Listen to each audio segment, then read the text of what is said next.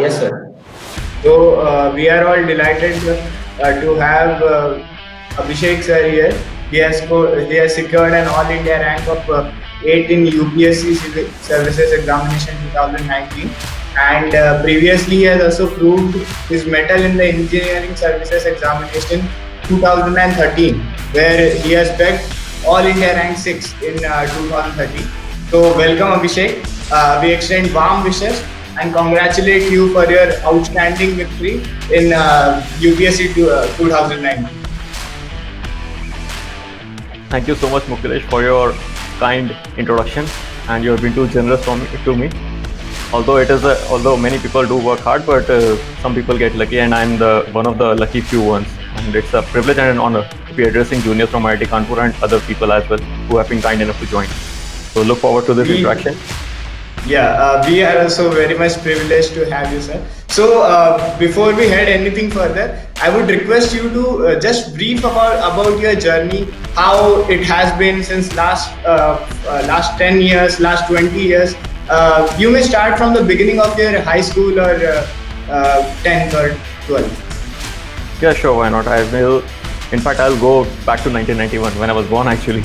So, yeah, I come from Bhopal, and I lost my father when I was just 10 months old. So, basically, my mother raised me. I had a lot of support from my maternal family, and my uncle, who is currently an IPS officer and posted in Morena, has been an inspiration for me emotionally as well as intellectually to do whatever I've been able to do. He supported me to go to coaching institutes even for the preparation of IIT.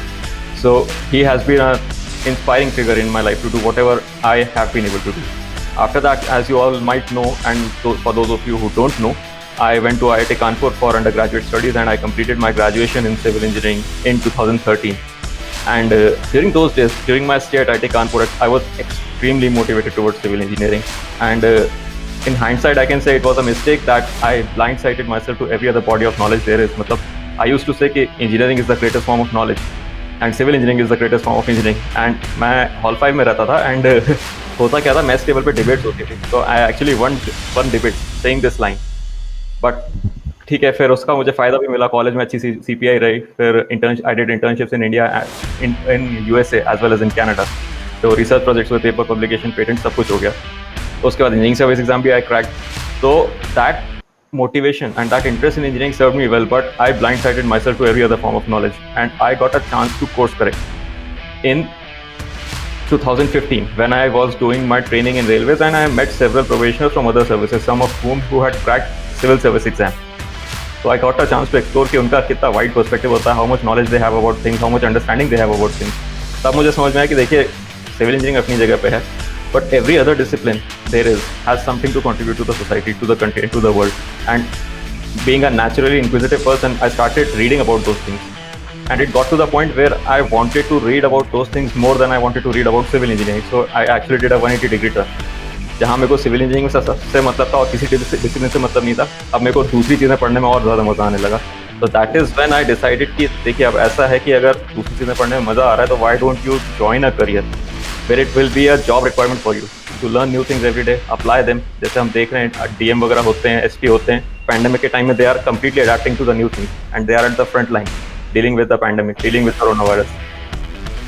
भले वो health infrastructure हो, logistics हो, supply chain हो, surveillance हो, policing हो, they are adapting to new things, and that is what motivated me कि देखिए, administration में आप जाएंगे, you will be learning new things every day, you will be working in various departments, be it human resource development, skill development, healthcare, space science, whatever it is, you will be managing things, and that is what motivated me to join civil services. The opportunity to learn from various sources, to apply what I learn across the wider scale, and the opportunity to contribute to the society in the most direct manner.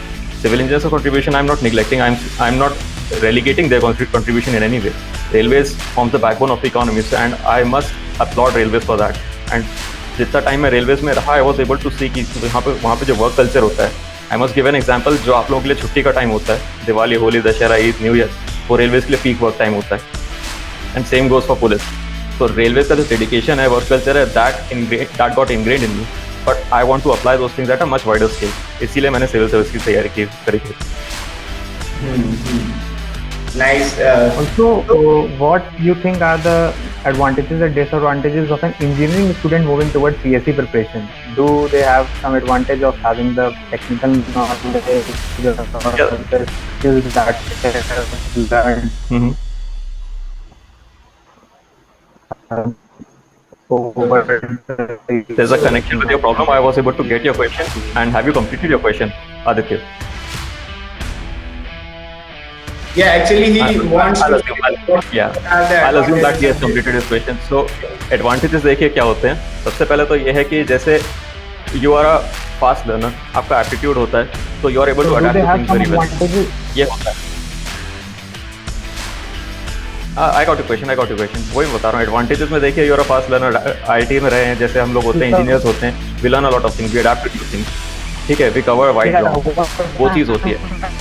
Disadvantage. That do engineering students have some advantages over the university student or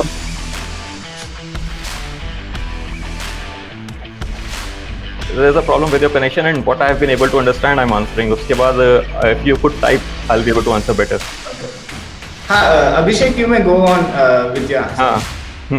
तो मैं बोल रहा हूँ, देखिए, आप fast learners होते हैं. जैसे आईआईटी में अपन देखते हैं, कई कोर्सेज होते हैं. फ्राइडे को सिलेबस खत्म होता है, मंडे को एंड सेम शुरू हो जाता है.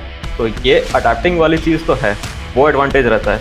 बट एक बड़ा डिसएडवांटेज ये रहता है कि I am speaking from the perspective of IIT Kanpur, because उसमें मेरा एक्सपीरियंस है. 72 घंटे में प्रोफेसर को कॉपी दिखानी होती है आपकी. एंड होता क्या है कि we can argue with the professor, sir I have written this point, you should give me marks. But this does not happen in mail. You are not showed your copies, you have to rely on your presentation, you have to not only rely on your content but also on presentation.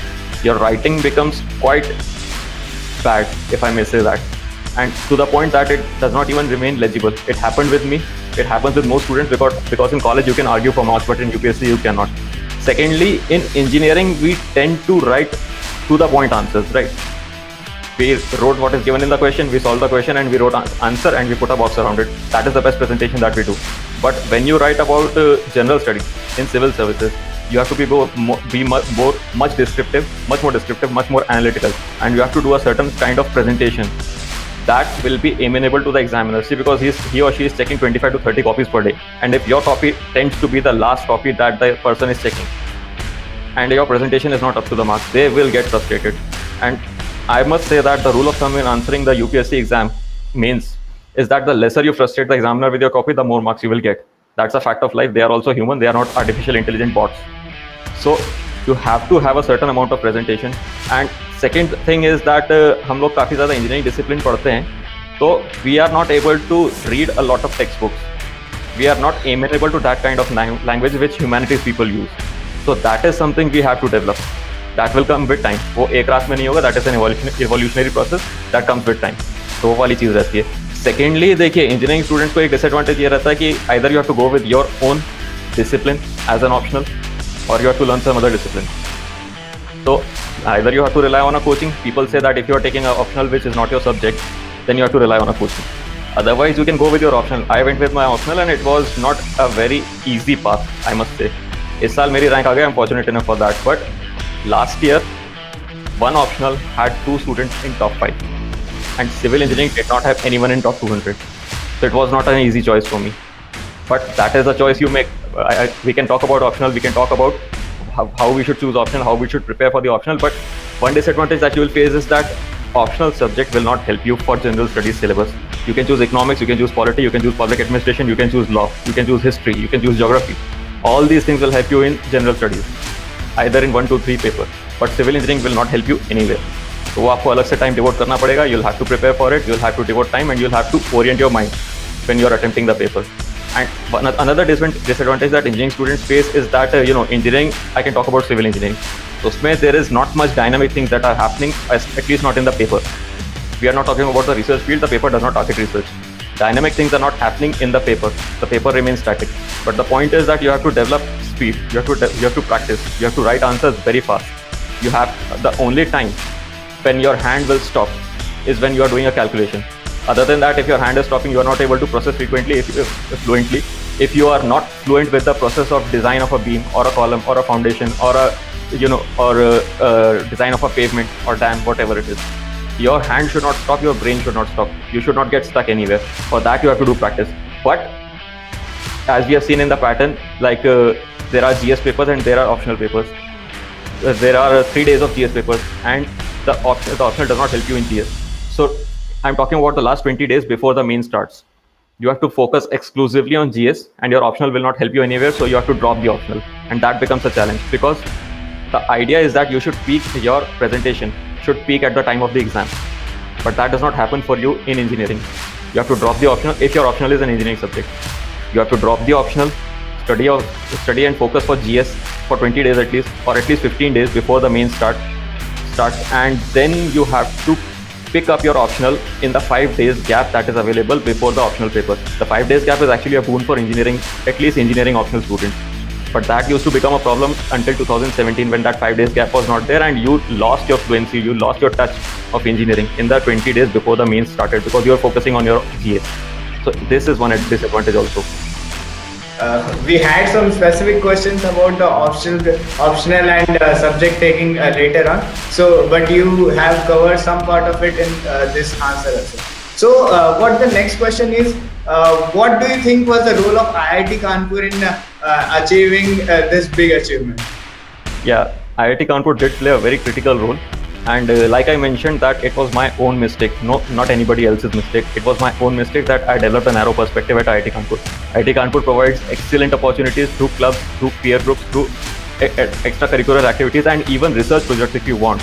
You can do research projects in any department. There is no restriction. I limited myself to civil engineering. That was my choice. Likewise, I did departmental electives. That was limited to civil engineering. I also had the opportunity for open electives. I did those as well in the domain of civil engineering. So that was my choice. I developed a narrow perspective. Otherwise, IIT Kanpur provides excellent opportunities. There are various clubs. Other than that, I must say that you have to fill a detailed application form before the interview, right? Everybody knows that, and so for those of you who don't know that, detailed application form is basically what the name suggests. It is the detailed form about you. Basically, you write your CV, but in the format the UPSC wants. You cannot present it in any format.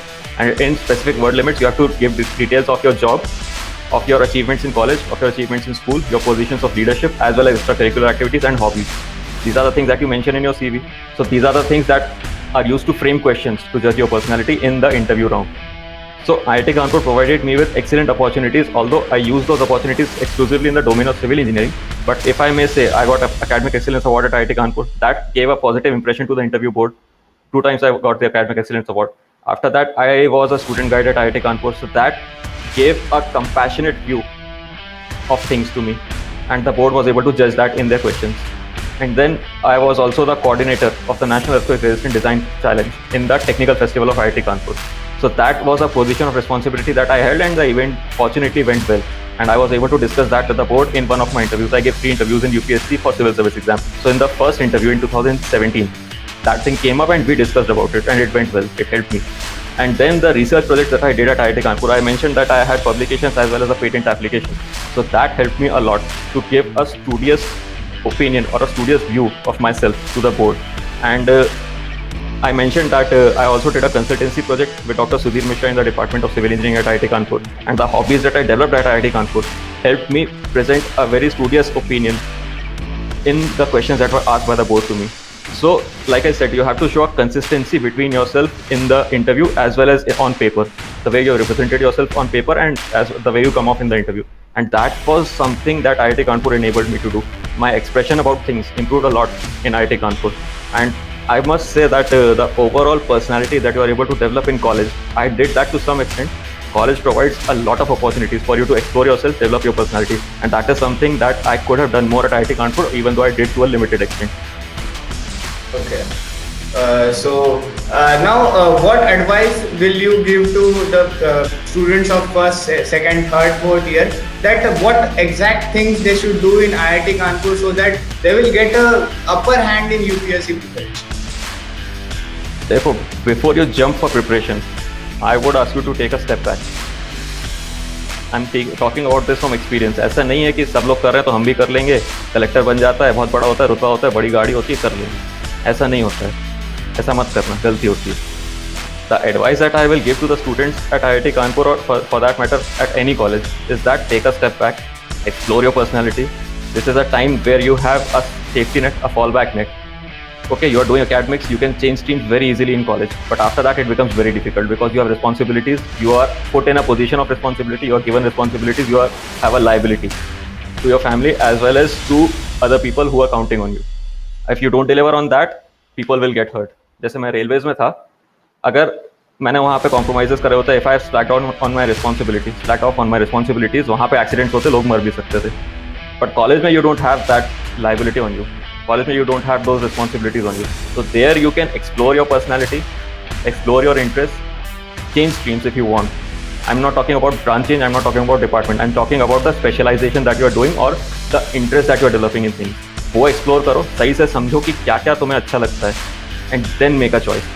मैंने बोला था तैयारी में एकदम से मत कूदो, वो मैं बोलूँगा कि देखिए research about the profiles of IAS officers, IPS officers, IRS officers, or whatever, engineering service officers, or go to statistical service, whatever it is. Research about the profiles, learn what they do, explore your personality, understand whether you like or not, whether you like those responsibilities, whether you like those roles, whether you like those profiles or not. फिर जाके decision लीजिए.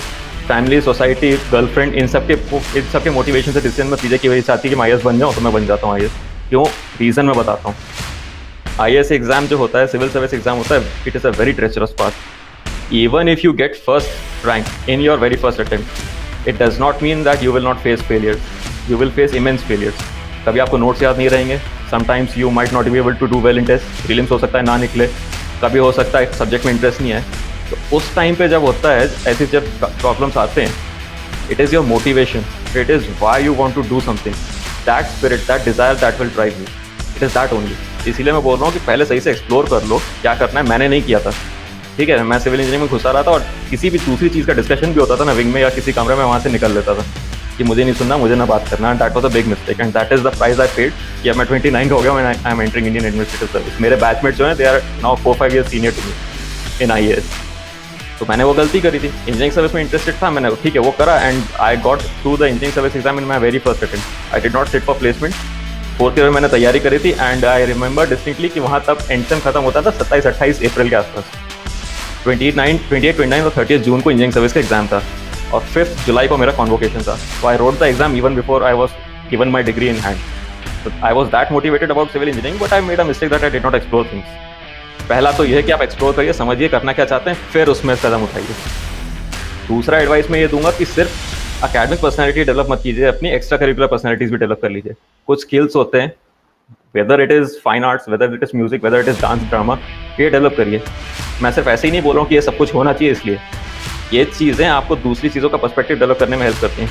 For example drama अगर आप कुछ कर रहे हैं, acting अगर आप कुछ कर रहे हैं, तो you will research that role, है कि नहीं. You will try to understand that role, you will try to get into the peculiarities of that role. So that will help you develop a perspective about things. Literature अगर आप पढ़ रहे हैं तो उसमें किसी के नज़रिए से आप सोसाइटी को देख पाएंगे, जो भी लिटरेचर पढ़ रहे हैं, तो you will get the knowledge of things. तो ये चीज़ जो होती है that is very helpful in civil services. Because interview में आपको बोलता हूँ कि बैलेंस होता है, बैलेंस लाना चाहिए, बैलेंस लाना चाहिए. पता है बैलेंस सुना ही होगा, सबने सुना होगा बैलेंस होना चाहिए. अब बैलेंस कैसे आएगा? बैलेंस ऐसे आएगा कि truth never lies in the extreme, truth lies somewhere in the middle. हर चीज़ में कभी ऐसा नहीं होता कि एवरीथिंग इज बैड, कभी ऐसा नहीं होता कि एवरीथिंग इज आइडियली गुड. अब हर चीज़ में अगर if truth is lying in the middle, you should develop a perspective about things. वो पर्सपेक्टिव कैसे आएगा? वो ड्रामा वाली बात जो मैंने करी थी ना, किसी को दूसरे एंगल से देखना, अलग अलग एंगल से देखना, वैसे लिटरेचर में होता है. वो चीज़ें आपकी फाइन आर्ट्स और एक्स्ट्रा करिकुलर एक्टिविटी से डेवलप होती हैं. वो मैंने कुछ नहीं करा था. अगर करा भी था तो वो सिविल इंजीनियरिंग से रिलेटेड करा था, या तो रिसर्च प्रोजेक्ट्स या फिर इवेंट्स, वो सब करा था. बट ये गलती आप मत कीजिए. इतनी सारी फैसिलिटीज़ आपको इतना फ्री में मिलता है, तो ये गलतियाँ आप मत कीजिए और एक्सप्लोर कीजिए, टाइम लगाइए, पर्सनैलिटी डेवलप कीजिए, इमोशनल इंटेलिजेंस डेवलप कीजिए. कैसे? अपने फ्रेंड्स के साथ, ठीक है. टीम बनाइए, उसमें लीड कीजिए, टीम वर्क कीजिए. अब जैसे आप सिविल सर्विस की जो तैयारी करेंगे वो लोग जानेंगे कि in any organization your intelligence quotient contributes 20% to your success and emotional intelligence contributes 80% to your success. ये मैं नहीं बोल रहा हूँ, ये जो एक्सपर्ट्स हैं फील्ड में वो बोल चुके हैं. डेविड कोलमैन नाम के एक्सपर्ट है, उन्होंने बोला था. और इमोशनल इंटेलिजेंस आपको रूम में बैठ के नहीं आता है. इमोशनल इंटेलिजेंस आता है आपको लोगों से बात करके, समझ के कि दूसरे क्या इमोशंस हैं, उसको कैसे प्रोसेस करना है, कैसे समझना है. ये सब चीज़ें पर्सनैलिटी की आप डेवलप कीजिए. मैं ये एम्फेसाइज करना चाहूँगा लास्टली पॉइंट ये कि 25-26 साल तक एक इंडिविजुअल का दिमाग डेवलप होता है. And you are in a very critical stage where your IQ and EQ both are developing and you are also in a group with people of your same age. तो आप उनसे views exchange कर सकते हैं, personality अपनी develop कर सकते हैं. तो मैं बोलूँगा 360% 360 डिग्री पर्सनैलिटी डेवलपमेंट पे फोकस कीजिए, ना केवल अकेडमिक पे। और जो हॉस्टल लाइफ है वो आपको बहुत ज़्यादा अपॉर्चुनिटीज़ देता है फिजिकली और मेंटली अपनी ऐसे पर्सनैलिटीज़ को डेवलप करने के लिए। और उसके बाद अगर आप डिसाइड करते हैं कि आपको तैयारी करना है, तो you have a peer group as well, you have all the resources that you will need in the world for preparation for any exam at IIT के। तो ये चीज़ मैं एम्फेसाइज करूँगा कॉलेज वालों के लिए।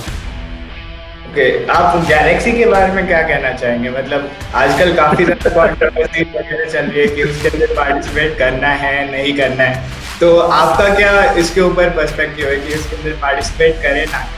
देखो, मैं एक एग्जांपल देता हूँ। मैं जब कॉलेज में था फर्स्ट ईयर में, मेरी आई थी 1768 रैंक 1768, ठीक है। And I was extremely pissed कि क्या मेरी 700-800 रैंक आनी चाहिए थी, एक्सपेक्ट में वो कर रहा था, आगे 1700। क्या सिविल इंजीनियरिंग मिल गया यार, I don't deserve this department, I am too good for it, मैं ये सोचता था, ठीक है। तो I wanted to do a branch change, electrical में या मैकेनिकल में। I was not interested in computer science for some reason, but electrical या मैकेनिकल में मुझे ब्रांच चेंज करना था। अब ब्रांचेस हमारे टाइम में होती थी 9.5 के ऊपर CPI पे। और पहले सेम में मैंने खूब मेहनत करी, एकदम बढ़िया से आके लैब होती थी, 1 या 2 लैब होती थी पहले सेम में मेरी। तो बढ़िया से आके रूम पे मैं घिसता रहता था, पढ़ता रहता था दोपहर से लेकर रात तक। 1 बजे आ गए, लंच वगैरह हो गया, 2 बजे से लेके till night I used to study, did not involve myself in any damn activity. अंतरागी नहीं, कुछ नहीं, कुछ भी नहीं, कोई क्लब नहीं, कुछ नहीं। ड्रामा में सिलेक्ट हो गया था मैं, फ्रेशर्स के टाइम पे जो होता है ऑडिशन होते हैं उसमें सिलेक्ट हो गया था, बट आई बैक्ड आउट। कुछ नहीं करना, सिर्फ घिसा। हुआ क्या, टेक्निकल आर्ट्स होता है TA 101, अभी भी होता है क्या? हाँ होता है। उसमें C लग गया मेरा CPI का बज गया बाजा। अब पता चला कि ब्रांचेस तो होना नहीं वाली। पहले सेम में मैथ्स में B लगा, TA में C लगा, और इलेक्ट्रॉनिक्स जो होता है इलेक्ट्रिकल वगैरह उसमें B लगा था। 8.4 आई थी, उसका तो हो गया खेल खत्म। अब तो ब्रांचेस बनने वाली, 10 साल भी मार दो तो 9 होगी। तो फिर मैंने कहा छोड़ो, जाने तो कुछ नहीं हो रहा, सिविल में ही रहना है। तो सेकंड सेम में I started getting involved in activities, and Galaxy में मैंने पार्टिसिपेट किया था इन माय सेकंड सेम। तो मतलब जब फर्स्ट ईयर में थे, सेकंड सेम में I got actively involve, structure वगैरह बनाए, जो पार्टिसिपेट करना था। फाइन आर्ट्स और स्ट्रक्चर्स में काम किया था मैंने। तो it was for me an enriching experience की मतलब ठीक है, रूम से बाहर निकले, लोगों से मिले, बात करी, थोड़ा स्ट्रक्चर्स में काम किया, हाथ पैर से काम किया। It was an enriching experience. That was point number 1। Point number 2 मैं ये बोलूँगा कि थर्ड सेम में आके मैं थोड़ा और ज़्यादा ओपन हुआ कि चलो कोई बात नहीं, प्रोजेक्ट्स वगैरह कर लेते हैं, थोड़ा एक्स्ट्रा करिकुलर एक्टिविटीज में पार्टिसिपेट करेंगे, although in the domain of civil engineering, but थोड़ा एक्स्ट्रा करिकुलर एक्टिविटीज में पार्टिसिपेट करेंगे। और फिर that was the time I developed interest in civil engineering, और my CPI shot to 9.6, SPI shot to 9.6 in the third sem, and fourth sem में 10 साल लगा था। उससे मुझे ये लर्निंग मिली कि अगर तुम बैठ के बिस्तर गर्म कर रहे हो कमरे पे 10 घंटे, you will not be productive. Third same के बाद विंटर ब्रेक में मैं रुका था, फोर्थ सेम में मेरा पूरा प्रोजेक्ट चला था, और फोर्थ सेम के बाद समर ब्रेक में भी रुका था, और that led to my first publication. Learning मुझे ये मिली कि 10 चीज़ों में इन्वॉल्व हो, लोगों से बात करो, अलग अलग एक्टिविटीज़ में इन्वॉल्व हो, टीम्स में जाओ, प्रोजेक्ट्स में जाओ, क्लब्स में जाओ, क्विज़ेस वगैरह होते रहेंगे, वो सब करते रहो, असाइनमेंट अपने खुद करो और पढ़ाई करो। जितना ज़्यादा चीज़ों में आप इन्वॉल्व होंगे, एक ऑप्टिमम लेवल आपको समझ में आ जाता है कि इससे ज़्यादा चीज़ों में इन्वॉल्व हुआ तो मेरी पढ़ाई खराब होने लगेगी, इससे कम में इन्वॉल्व हुआ तो मैं प्रोडक्टिव नहीं रहूँगा, because I have too much time on my hand. तो एक ऑप्टिमम लेवल अपना पहचानिए, वो फर्स्ट सेकंड ईयर में आपको समझ में आ जाता है।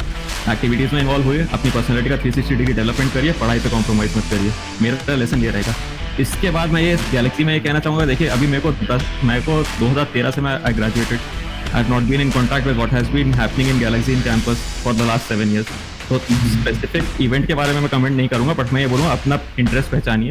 IIT Kanpur organises hundreds of events, जिसमें आप स्पोर्ट्स में, कल्चर में, आर्ट्स में, साइंस में, और नहीं तो किसी भी चीज़ में इन्वॉल्व हो सकते हैं। वो पहचानिए, उसमें इन्वॉल्व होइए, जिससे आपका पर्सनालिटी का मल्टीफेसेटेड डेवलपमेंट होगा। सिर्फ बैठ के बिस्तर गर्म मत कीजिए। बिस्तर गर्म करेंगे 10 महीने, इसका मतलब ये 10 घंटे, इसका मतलब ये नहीं कि आपका 10 साल पढ़ने वाला है। जो बंदा एक्टिविटीज़ में पार्टिसिपेट कर रहा होगा वो नीचे से 10 साल निकाल के ले जाएगा, पता भी नहीं चलेगा। ठीक है, ओके, ठीक है।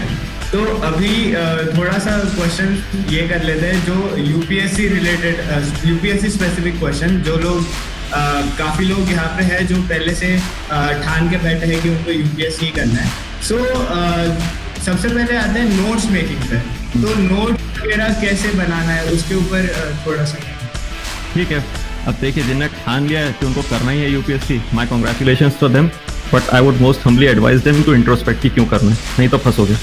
नहीं तो 1 2 3 4 अटेम्प्ट निकल जाते हैं, पता नहीं चलता। प्रीलिम्स मेंस इंटरव्यू साइकिल चलती रहती है, पूरा साल का तो एग्जाम है। तो इंट्रोस्पेक्ट कर लीजिए अभी भी.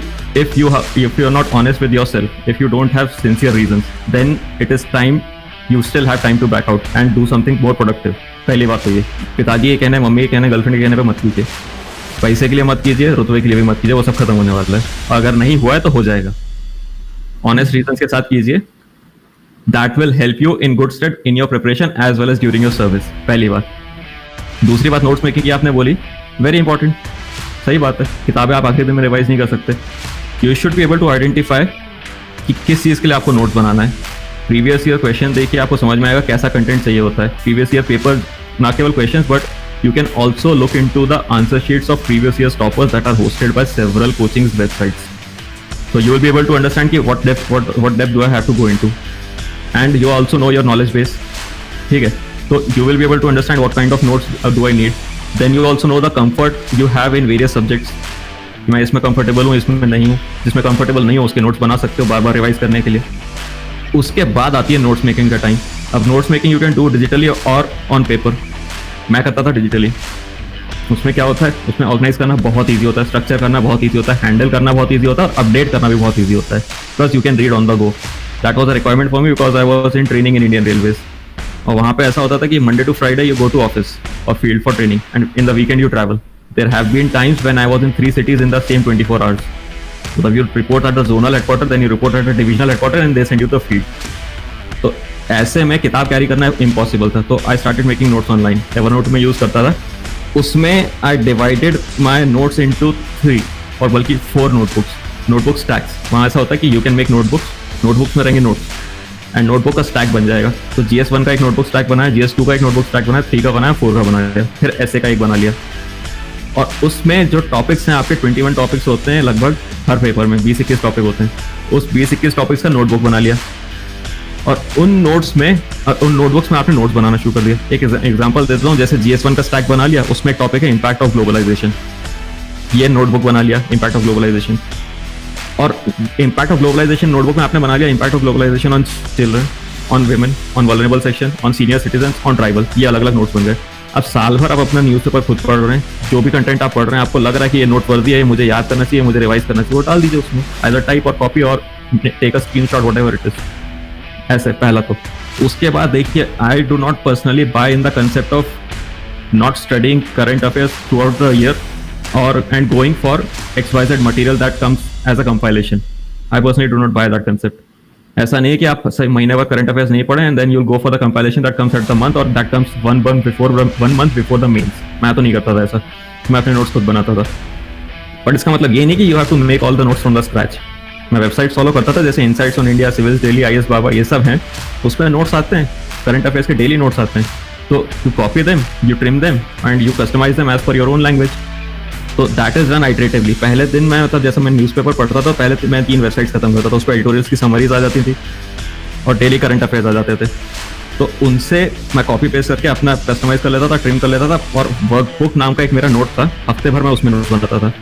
फ्राइडे, सैटरडे या Sunday as the need be or as the time permit. Saturday Sunday को उठा के अपना फिर से जो हफ्ते भर के नोट्स हैं उनको रिवाइज कर लिया, उनको और ट्रिम कर लिया, और फिर I shifted them to relevant notebooks. इससे क्या हो गया, पहले बार जब आप नोट्स बना रहे हैं तो थोड़ा याद हो जाता है, दूसरी बार जब उसको ट्रिम कर रहे हैं तब और ज़्यादा याद हो जाता है, और फिर then that content gets move to the relevant notebook. उसके बाद आप तीसरी बार जब उसको प्रिंट करके रिवाइज कर लेंगे, then you are good to go for the exam. तो मेरा तो अप्रोच उसमें ये रहता था. उसके बाद मैंने बताया था कि you have to pick and choose for what topic will you make notes. जैसे लक्ष्मीकांत है politics, you don't need to make notes about it. Spectrum है Rajiv Ahir modern India, you don't need to make notes. अब Ramcharan Sharma ancient India, you do need to make notes. मतलब मैंने तो बनाए थे, आप देख लीजिए आपको नहीं बनाना है. वैसे ही बजट आता है, इकोनॉमिक सर्वे आता है, you do need to make notes of that. तो डिपेंड करता है आप पे, आपके नॉलेज बेस पे, आपके कंफर्ट पे, आपकी अप्रोच पे. बट फिर नोट्स ज़्यादातर कहीं ना कहीं लोग किसी न किसी चीज़ के नोट्स बनाते हैं. और नोट्स बनाने का तरीका मेरा तो यह था कि मैं आई was not very good at making concise notes in the first attempt.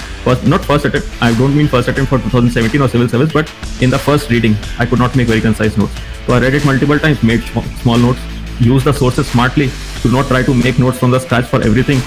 If some website is hosting intelligent content, if some website is hosting relevant content every day, then copy the content and customize it as per your needs.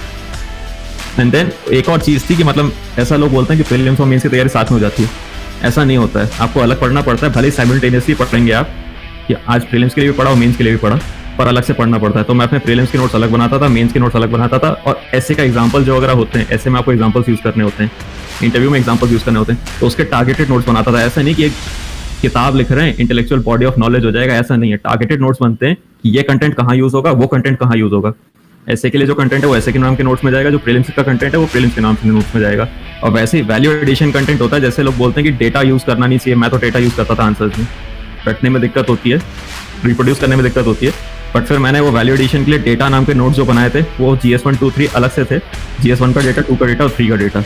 तो वो data नाम के notes में मैं डालता था और फिर उसको वहीं से रखता था और फिर आंसर्स में रिप्रोड्यूस करते थे। तो that helps you a lot if you make targeted notes considering the purpose for which you will use those notes rather than just making a book or an intellectual collection. Okay. Fine. So what?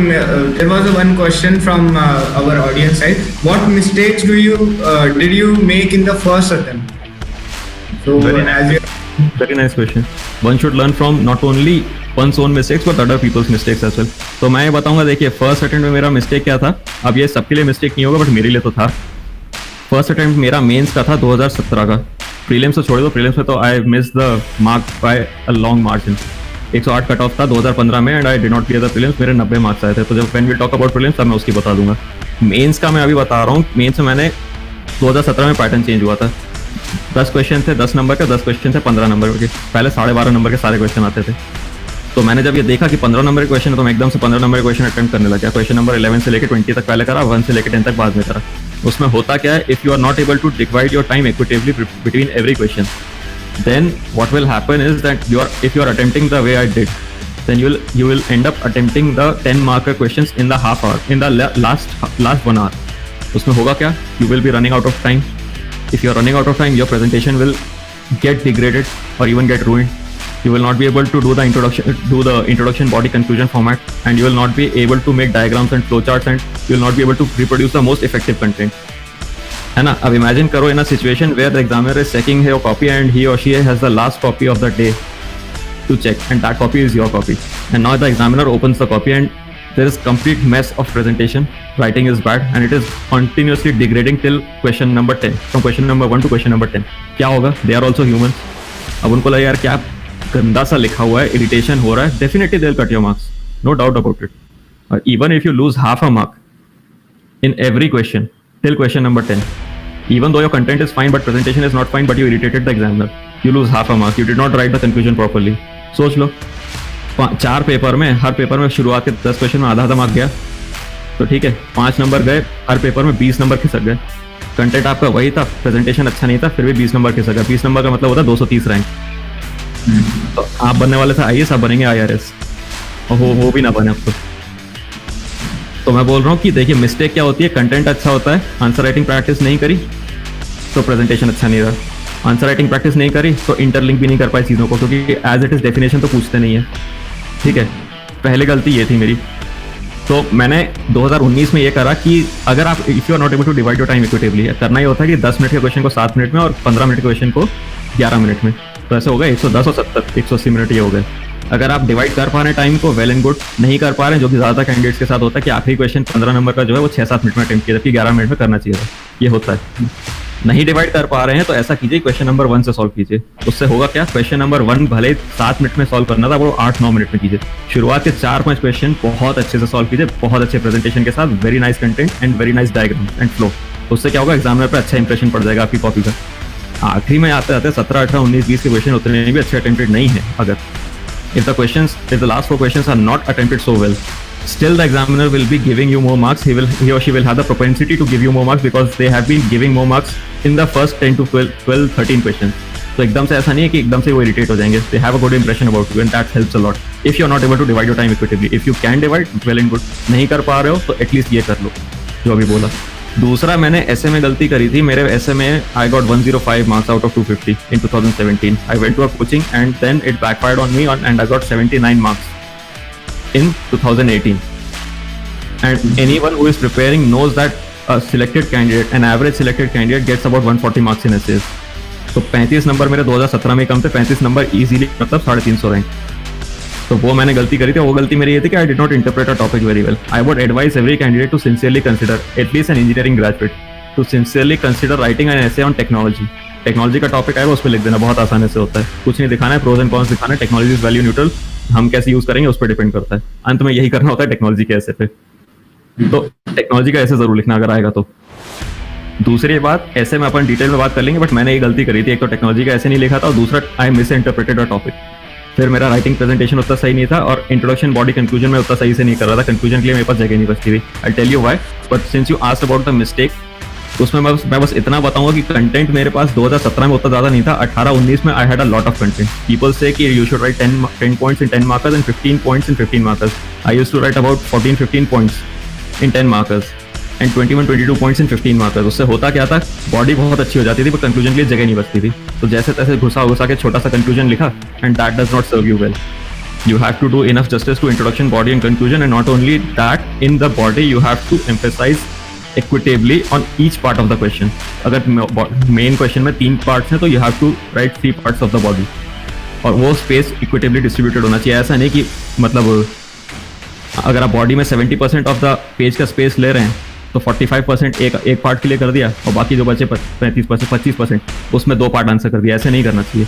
75% है, 70% उसको equitably distribute कीजिए, वो भी करना होता है। तो वो भी नहीं कर पाता था मैं, क्योंकि मेरे पास लॉप साइड कंटेंट हो जाता था। इतना सारा एक भी कंटेंट लिख दिया, वो गलती करता था। तो 2019 में मैंने क्या करा, as soon as I reach the last page, I put a small dash in the margin from at the point from where I was suppose to write the conclusion. मेरे मन में ये था कि कुछ भी हो जाए, I will not intrude into that space. I will write the conclusion fairly well. I will give enough space to the conclusion. और दूसरी चीज़ मैं ये करता था, क्वेश्चन अगर आप रीड कर रहे हैं उसी टाइम पे आइडेंटिफाई कर लीजिए कितने पार्ट्स हैं क्वेश्चन के। ऐसा नहीं कि बार बार रीड कर रहे हैं। 3 पार्ट्स हैं, दिमाग में बना लीजिए कि इंट्रोडक्शन होगा 2-3 लाइन का, कंक्लूजन होगा 5-6 लाइन का, और जो बाकी पेज बची उसको 3 पार्ट में डिवाइड करना है। दिमाग में बना के चलिए। वो पेज देखते साथ सोच लीजिए कि I will not exceed part 1 of the question beyond this point in the page. वो सब करना पड़ता है, and that comes with practice. और बाकी फिर आप गलतियों की अगर बात करें तो ऐसे में गलतियां मैंने करी थी। I will talk in detail about the essay, and that I can tell you. Okay, so what do you think about coaching?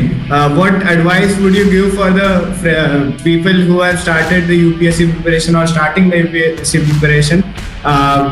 What about coaching? दिमाग से निकाल दो, कोई जरूरत नहीं है कोचिंग की, सीधा बता रहा हूँ। I am not kidding, I am not talking about optionals. सीधा बोल रहा हूँ मैं, I am not talking about optionals. My optional was civil engineering. I am the last person that should be commenting about coaching for optionals, because मेरा optional civil engineering था। मैंने बताया मैं हाईली मोटिवेटेड था, फिर मैं इंजीनियरिंग सर्विस भी निकाल चुका था, इंजीनियरिंग में ट्रेनिंग भी कर चुका था, रिसर्च भी कर चुका था। तो सिविल इंजीनियरिंग की कोचिंग की मुझे जरूरत थी नहीं। कुछ लोगों को who might be opting for other optional humanities subjects after having done a degree in engineering, that is a different deal all together. I am not going to comment on that. You can go for coaching, you may not go for coaching, that depends on the subject that you are taking, that depends on the guidance that your peers and seniors give you. अगर GS और ऐसे की बात कर रहे हैं तो मैं बताता हूँ, कोई जरूरत नहीं है, दिमाग से निकाल दो, भ्रम है, बिल्कुल कोई जरूरत नहीं है कोचिंग की। जरूरत है कोचिंग के मटेरियल की। बहुत डिफरेंट चीज़ होती है, बहुत ज़्यादा डिफरेंट चीज़ होती है। किसी कोचिंग का मटेरियल कंप्लीटली परफेक्ट नहीं है। अगर आप किसी कोचिंग जाएंगे 1 लाख रुपया लगाएंगे, it is an industry, as simple as that. बता रहा हूँ, इंडस्ट्री है, they are out there to make money and they will make money of you. And किसी कोचिंग का मटेरियल परफेक्ट नहीं है। अलग अलग कोचिंग्स का अलग अलग मटेरियल अच्छा है, that is very well recommended, that is very well noted, that many toppers have written on many blogs. You just have to do a Google search and you will recognize, you will be able to discover कि what coaching का what material has to be used. Do not go for single coaching. Do not go for any coaching for that matter. For GS और ऐसे I'll say. And I'll give my own personal example. It backfired on me. मैं coaching गया था, 105 number आए थे, उसके बाद 79 number आए थे ऐसे में। तो वो फायदा नहीं करता है। What will help you is coaching का material and the guidance from selected candidates and the guidance from your peers who have been giving the exam. UPSC का pattern is very dynamic. At best, coaching will help you make a foundation. वो foundation आप खुद भी बना सकते हैं। Plus coaching का जैसा होता है कि you go to the coaching, वहाँ पे आने जाने में टाइम वेस्ट होता है, फिर you spend a lot of energy, you spend a lot of money, plus you might be sharper than the person who is covering the material. I am not saying more knowledgeable, but you might be sharper. Knowledgeable नहीं बोल रहा हूँ, sharp बोल रहा हूँ, difference है, समझना। तो वो हो सकता है बहुत स्लो पेस पे चल रहे हो, and they also have a large number of people to cater to. You might be sharper than your peers in the coaching. तो उसमें होगा ये कि your time will get wasted in the coaching. You might be able to cover the material at a much faster pace at your own room with your own self. So buy the material, recognize what material has to be bought, cover it at your own pace. So don't spend your time in coachings, don't spend your money in coachings, just rely on the material that is even available online. और दिल्ली जाने की भी कोई जरूरत नहीं है, मैं बता रहा हूँ क्यों. मटेरियल मिल रहा है, ऑनलाइन भी मिल रहा है, सबके फ्रेंड्स हैं दिल्ली में. Go to Delhi once a month, get the material whatever you want. That not being possible, get it delivered to your home, वो भी चलता है. लोग बोलते थे कि दिल्ली जाने की जरूरत है इंटरव्यू के लिए, हाँ वो मैं भी मानता था, मैं भी चाहता था, but in the pandemic we have been able to adapt. मैंने डिस्कशंस करे अपने फ्रेंड्स के साथ जूम पे, कुछ नहीं होता है, आप एक कमरे में बैठ के बात कर रहे हैं, आप जूम पे बैठ के बात कर सकते हैं. You exchange views, you form opinions, that can be done online as well. We are doing it right now. तो there is absolutely no need to go to Delhi, मैं तो ये बोलूंगा. अब देखिए एक चीज़ और होता है, फिर टेस्ट सीरीज में फीडबैक वो कहाँ से मिलेगा. तो देखिए ऐसा है, ज़्यादातर कोचिंग में I tell you the truth, test series बनाते प्रोफेसर हैं, फैकल्टी हैं, ठीक है, उनके पास क्वेश्चन बैंक है, they pick question out of it, make the question paper. Check कौन करता है? चेक वो करते हैं जिनके 3-4 मेंस हो चुके हैं, नहीं हुआ unfortunately selection, and they want to make some sustenance. तो फ्री टाइम में वो चेक कर देते हैं कि इस साल अटेम्प्ट में ब्रेक लिया है तो चेक कर देते हैं. अब अगर ऐसे ही चेक कराना है तो why don't you get your peers to check those papers? Why are you paying 800 rupees to get your paper checked by someone who is equivalent to your own peer who will do it for free and give you customized guidance? है कि नहीं? तो मैं तो बोलूँगा कि coaching का test series करने का कोई फायदा नहीं है, as long as you are doing the test series yourself and checking the model answer or getting your answer checked by your peer. अगर आप इतना कर ले रहे हैं तो कोचिंग का टेस्ट सीरीज करने का कोई फायदा नहीं. क्लास में जाके बैठने का तो कोई फायदा है ही नहीं. सीधा सीधा ऑनलाइन सोर्सेज यूज़ कीजिए, वेबसाइट्स यूज़ कीजिए, दिल्ली में जो मटेरियल है वो यूज़ कीजिए, अपने पीयर्स का गाइडेंस यूज़ कीजिए, that will help you allot. Case in point, मेरे 105 नंबर थे, 79 हुए कोचिंग जाके इस साल. अब रैंक तो जैसी आई है उसके हिसाब से मेरे ख्याल से इंप्रूव हुए हैं एसएमए मार्क्स. और वो हुए क्यों? क्योंकि मेरा एक फ्रेंड था दिल्ली में, शुभांशु जैन करके, उसकी 204 रैंक थी 2018 के एग्जाम में. He is currently an IPS officer. उसने मेरे को एसएमए फीडबैक दिए थे and that help me a lot. Coachings are also adapting. Next IAS देख लो, रुचिका भारद्वाज मैम है, उनके ऐसे में वीडियो आ जाते हैं, ठीक है. You can get the password and ID, that is not a problem from your friend, और वो तुम घर पे बैठ के देख सकते हो. तो आई वुड एम्फसाइज कि कोई जरूरत नहीं है कोचिंग की. It is just a psychological thing कि दिल्ली जाना है. UPSC has done enough to ensure that the coachings का जो मॉडल है ना, that gets dismantled. Coachings are at best able to make your foundation. उसके बाद आपको खुद ही पढ़ना है. पेपर का पैटर्न इतना डायनामिक है, इंटरलिंक्ड इतनी चीजें आ रही हैं कि वो आपको खुद ही प्रैक्टिस करना है. और उसमें भी if you are short of peers to guide you, inside civils daily IAS Baba है, उसमें डेली आंसर राइटिंग का आता है, डेली सिक्योर पे क्वेश्चंस आते हैं. Write the answer, get your answer reviewed by the peers on the website. If you can't even do that, write the answer, review your answer yourself and compare it with the highest voted answer. उसमें आपको advantage क्या मिलेगा? You get the highest best answer for every question. You don't have to rely on a fixed group of people as your peers. हो सकता है उन सब में अगर आप ऐसे करेंगे 4-5 लोगों के साथ आंसर डिस्कस कर रहे हैं, हो सकता है किसी को ही ना आंसर आता हो, पर इनसाइट्स पे तो हाईएस्ट वोटेड आंसर है. That is the best answer that you can find in your peer group. So that helps you a lot. तो मैं तो बोलूँगा कोचिंग का वहम जो है दिमाग से निकाल दो. आई am not talking about optional. तो ऑप्शनल में देख लेना, वो उसमें मैं कमेंट नहीं कर रहा हूँ, बट जीएस और ऐसे में कोचिंग का वहम दिमाग से निकाल दो बिल्कुल भी. I'm sure that all the UPSC aspirants have noted all the things, all the resources which you have mentioned right now. So talking about the job and the UPSC preparation, how did you manage the job going on and the preparation also? And did you consider quitting your job for some time? Yes, I did, very much so, and I did also quit my job. 2017 के बाद allocation हुआ था, 2018 के बाद allocation हुआ था. I quit my job and currently I am on leave from Indian revenue service customs and indirect taxes. I took a leave from the job. Idea ये है कि देखिए, अगर कोई 12 घंटे पढ़ रहा है, जैसे मैं जब जॉब पे नहीं था, छुट्टी पे था, तो 12 घंटे पढ़ता था. अगर कोई 12 घंटे पढ़ रहा है और आप थक हार के आ रहे हैं, 9 to 6, 9 to 5 जॉब कर रहे हैं, उसके बाद 7-8 घंटे आपको पढ़ने के लिए मिल रहा है, उसमें भी आप क्वालिटी टाइम नहीं दे पा रहे, you will not be able to compete. You have to be very lucky. There has to be divine intervention for you to be able to do better than that guy. और you have to be a genius, और you have to be intelligent. कुछ तो है. मतलब मैं तो मानता हूँ hard work times intelligent is equal to success. तो if you can't do the hard work, you have to be intelligent. उसके बाद जो बात है कि अगर आप जॉब के साथ करना चाहते हैं, तो you have to be smart about it. Use every little window of time that you have. You will not have the luxury of sitting up in the morning, getting up in the morning, getting freshed up and reading the newspaper for 3 hours. ऐसा नहीं हो पाएगा. तो be amenable to technology, use technology, apps use कीजिए, laptop की लेके चलिए, ई copies use कीजिए, ऑनलाइन नोट्स बनाइए, हाईलाइट कीजिए. दिन में आपको 5 मिनट का विंडो मिला, एक एडिटोरियल पढ़ लीजिए. ये मैं करता था जॉब पे. जब मैं रेलवेज में था तब मैं यही करता था. 11 से 11:15 टी ब्रेक होता था जब मैं पेरिसेन में Indian railway institute of civil engineering में ट्रेनिंग में था. 15 मिनट का विंडो मिला, एडिटोरियल्स खोल के जाते थे लैपटॉप पे, टैब्स पे पढ़ लेते थे फट से. 3:30 से 4 का टी ब्रेक होता था, आधे घंटे में पढ़ लेता था एडिटोरियल्स अपने. अब पूरा तो पेपर खत्म नहीं हो पाएगा, बट ऐसे विंडोज में ही काम करना पड़ेगा। पहला पॉइंट ये। दूसरा पॉइंट ये, B honest with the administration की आप तैयारी कर रहे हैं। तो उससे क्या होगा, उससे ये होगा कि एक तो पहली बात, अगर if you want a study leave तो वो आप ऑनेस्टली ले पाएंगे। एडमिनिस्ट्रेशन अगर आपको सपोर्ट करता है, अगर आपके सीनियर्स आपको सपोर्ट करते हैं जॉब पे, तो you will have a much easier time. But if you lie to them, if you cheat, if you deceive and if you are not productive at your job, you are much likely to piss off your seniors. और फिर उसके बाद they will not be amenable to give you study leave, वो they will not consider it at all, and you will compromise the interest of the organisation. And railways में जैसे मैंने मैं बताया था कि अगर मैं वहाँ पे कुछ हरकतें ऐसी करता तो कितने लोग मर जाते पता नहीं, and that is just not worth it. That is not ethical कि मेरा पर्सनल एम्बिशन है सिविल सर्विस ज्वाइन करना, तो I am risking the lives of hundreds of people. ऐसा नहीं करना। Be honest with the administration, get a study leave, use technology. अगर नहीं हो रहा है तो request to be assign to a simpler project और कंसिडर अनदर जॉब। वो भी किया था मैंने, join Indian revenue service, two का स्टडी लीव, है कि नहीं। तो वो वाली बात ठीक है, धीरे धीरे करके होता है। मेरे को भी टाइम लगा, चौथा अटेम्प्ट हो गया, 4 अटेम्प्ट लगे। But do not compromise on your job, use technology, use online material that is available, work smartly and be honest with the administration, or change the job if it is needed. Okay.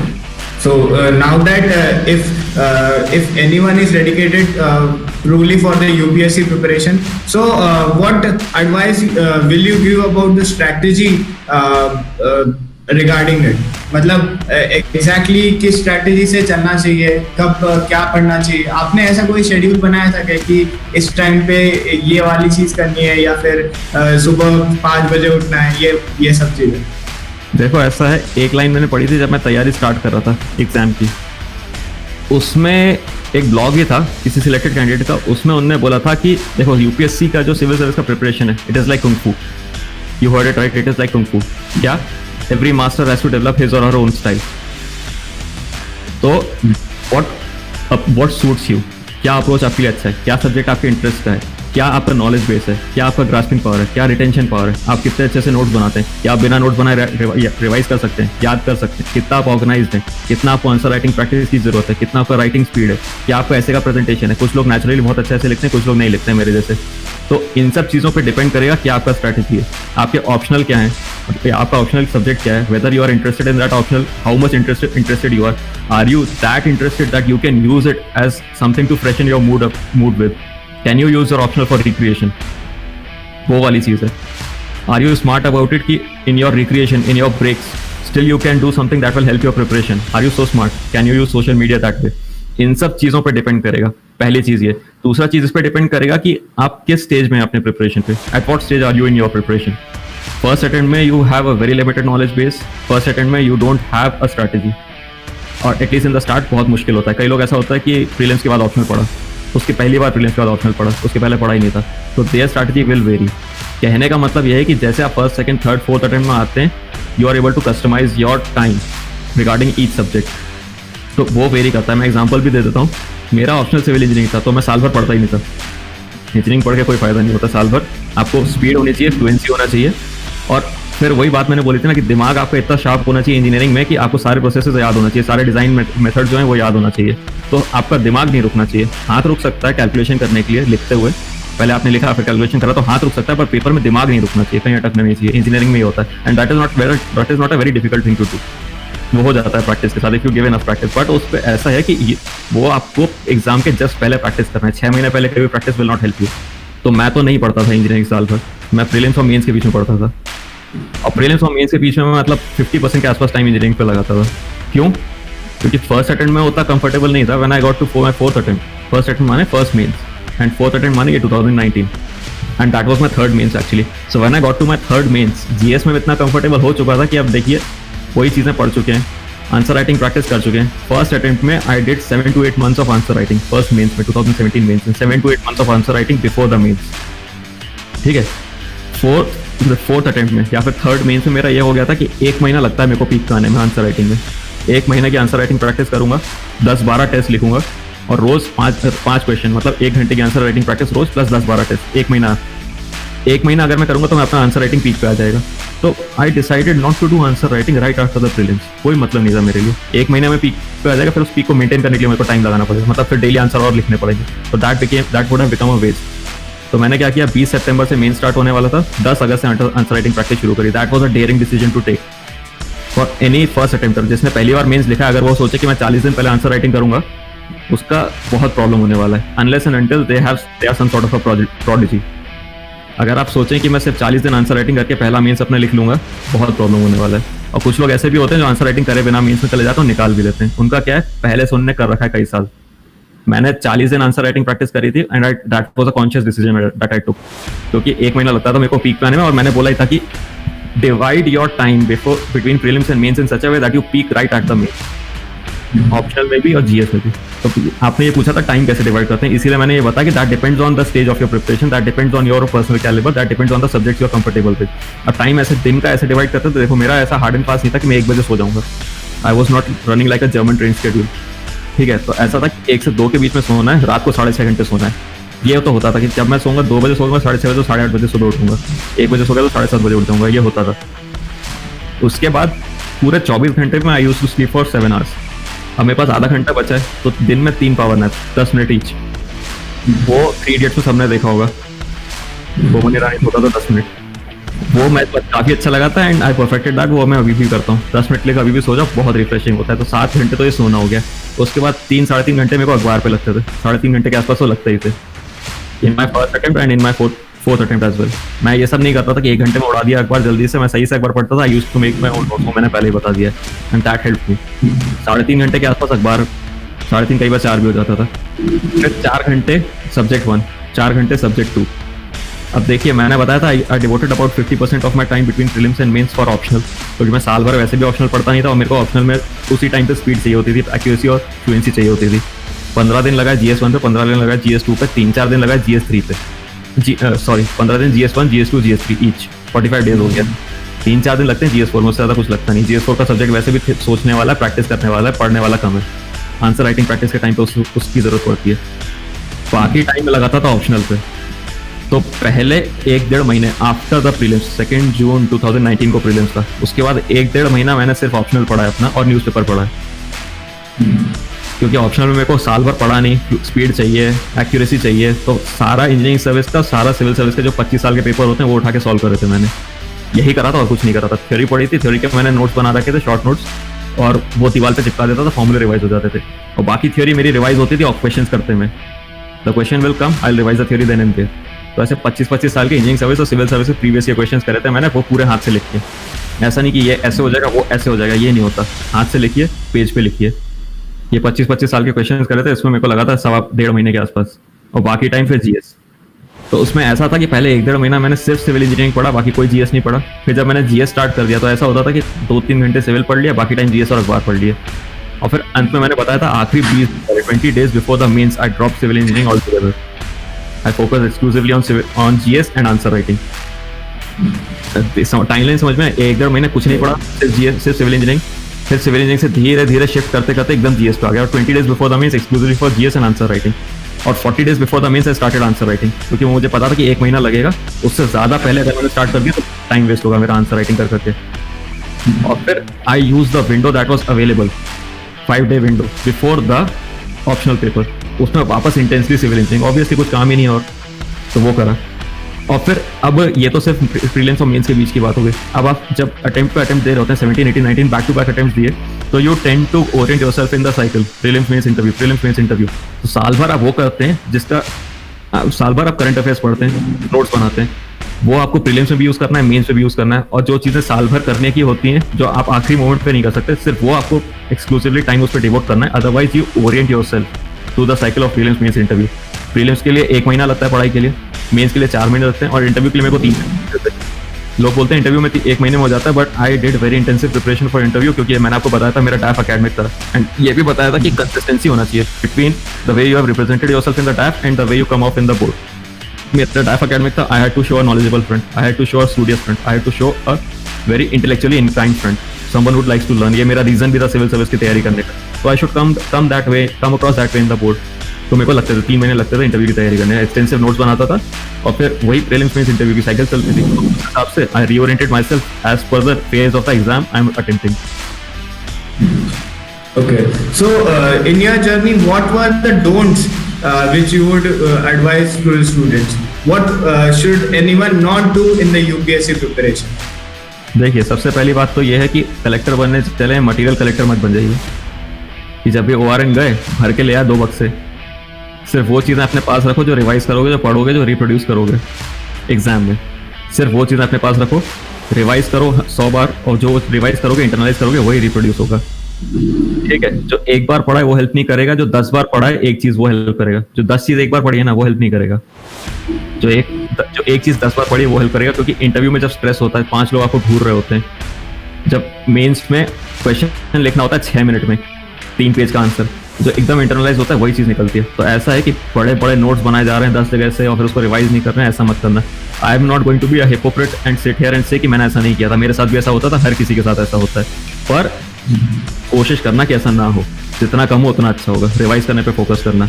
दूसरा ये कि लोगों को लगता है अरे नहीं IAS बनने का एग्जाम है, कलेक्टर बनने का एग्जाम है, बहुत ज़्यादा नॉलेज की ज़रूरत है, बहुत ज़्यादा डीप में जाना है, we have to go into depth of things, we have to understand a lot.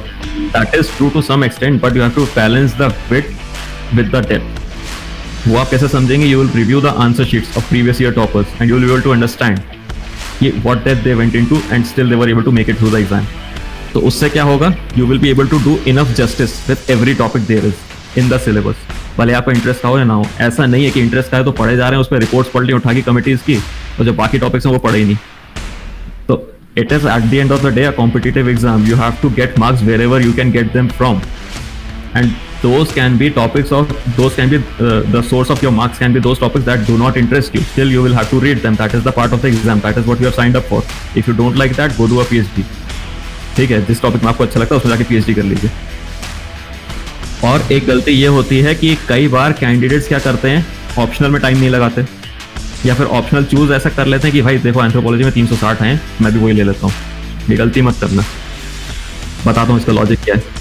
Logic optional choose करने का ये होता है कि आपका इंटरेस्ट क्या है, फिर उसका मटेरियल अवेलेबल है कि नहीं मार्केट में। इंटरेस्ट समझ में आ रहा है? इंटरेस्ट का लॉजिक ये है कि यार देखो, ऑप्शनल इज समथिंग और should be something that you can read for 10 hours. I won't advise you to do that, but I also did that in a smart way. एक टॉपिक नहीं पढ़ेंगे 10 घंटे, ऑप्शनल के 2 टॉपिक पढ़ेंगे 10 घंटे। Optimum would be to study a topic for 4 hours and then switch to another topic, even though you are doing it in civil engineering only, or you can do for civil engineering or GS, but change the topic after 4 hours. Productivity खत्म होने लगती है, attention span खत्म होने लगता है, retention भी खत्म होने लगता है, irritation भी होने लगता है। तो I would advise कि optional ऐसा चुनिए जो आप 10 घंटे पढ़ सकते हैं, yet you can be motivated enough to study that for 10 hours on the next day. ऐसा मत चुनिए कि जो पढ़ के मूड खराब हो जाए, जैसे मेरा ज्योग्राफी पढ़ के मूड खराब हो जाता था, but still I studied, but I would never ever have chosen that as my optional. ठीक है, तो ऑप्शनल इंटरेस्ट पे चुनिए। दूसरा option, you should choose as something that has material available in the market. क्यों? ऐसा नहीं है कि मटेरियल नहीं होगा तो आप पढ़ नहीं पाएंगे, अपने नोट्स खुद बना सकते हैं। Textbook, there are enough textbooks, you can go to the professors, you can go to the faculty members, you can go to mentors, but उससे आपका टाइम खराब होगा। अगर नोट्स हैं, मेंटर्स हैं और टेस्ट सीरीज है market में, तो you can do a much streamline preparation. मैंने वंस अगेन आई सेड कि फैकल्टी या फिर नोट्स वगैरह वो आप यूज़ करें।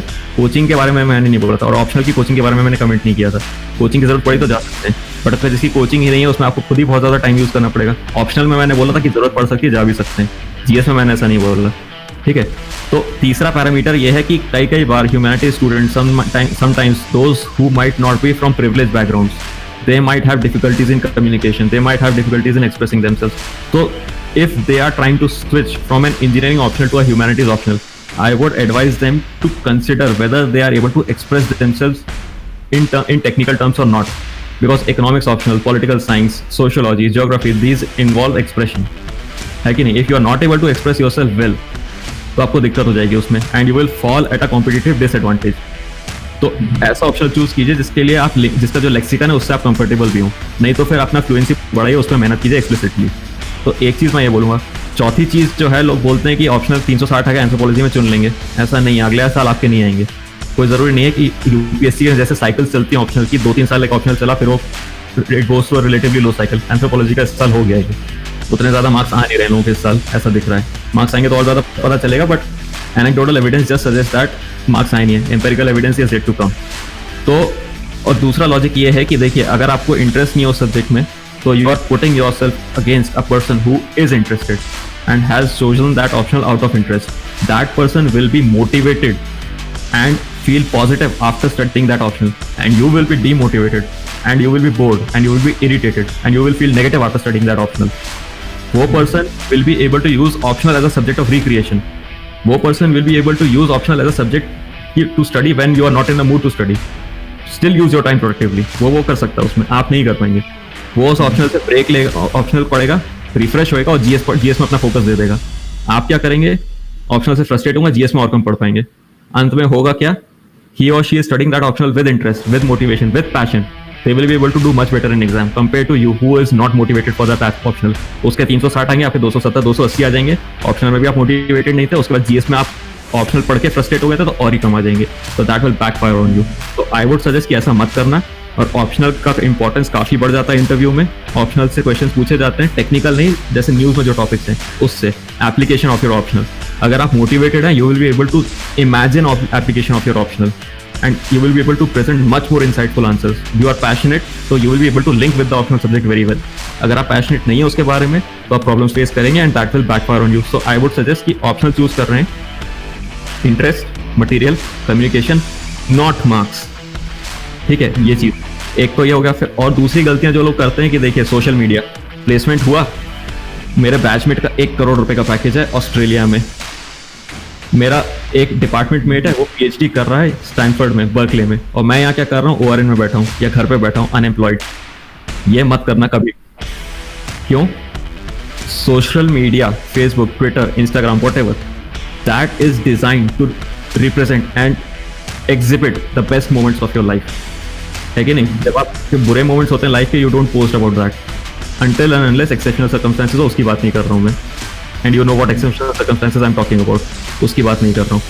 Generally people post the most positive moments, the peaks of their life on social media. अगर आप उससे खुद को कंपेयर करने लगेंगे, और अभी you are at one of the most vulnerable stages of your life, कि आप you are 21 to 25, 26, 27, you are not in a job, you are not earning, तो psychological जो अपना वो होता है सेल्फ एस्टीम, वो वैसे थोड़ा सा कम होता है.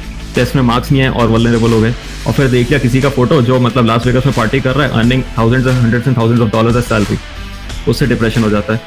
ये मत करो. इसका लॉजिक सीधा सीधा देखो ना यार. उसने they have won the race, they are at the peak of their career, they have made progress in the stream that they have chosen. आपने अभी नहीं करा है. You are running your own race. Don't compare yourself to them. You are an F1 car who is in the pit. Repairs are being done on you. You are being developed. And they are the F1 car who has won the race. So why would you want to compare yourself with them? Compare yourself with another car that is in the pit. Test series जाओ, वहां दूसरों से compete करो, उनसे compare करो.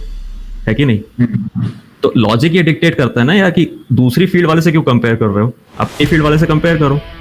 तो अगर you can not do that, if you can not have that composer, don't use social media, stay away from it. That is advisable. If you can have that composer, मैंने बोला था technology is value neutral, depends on how you use it. ऐसे वाले बात में बोला था ना मैं, वही बात है. अगर आप प्रोडक्टिवली यूज कर सकते हैं सोशल मीडिया को, it will help you a lot. It did help me a lot in mains and as well as in interview. वो अपन डिस्कस कर सकते हैं how, but I never kept away from social media, but I had that composure. If you can't, unfortunately if you can't, then stay away from it. फिर एक मैं ये बोलूँगा कि एक चीज़ ये है कि लोग डिप्रेशन, एंजाइटी, फ्रस्ट्रेशन, स्ट्रेस, इन सब चीज़ों को अपनी सोसाइटी में उतना एड्रेस नहीं करते, है ना. They are suppressed, they are ignored. If you go to a psychiatrist, it becomes a taboo कि पागल हो गया ये तो. और वो people tend not to even avail the facilities that are available on our campus for free.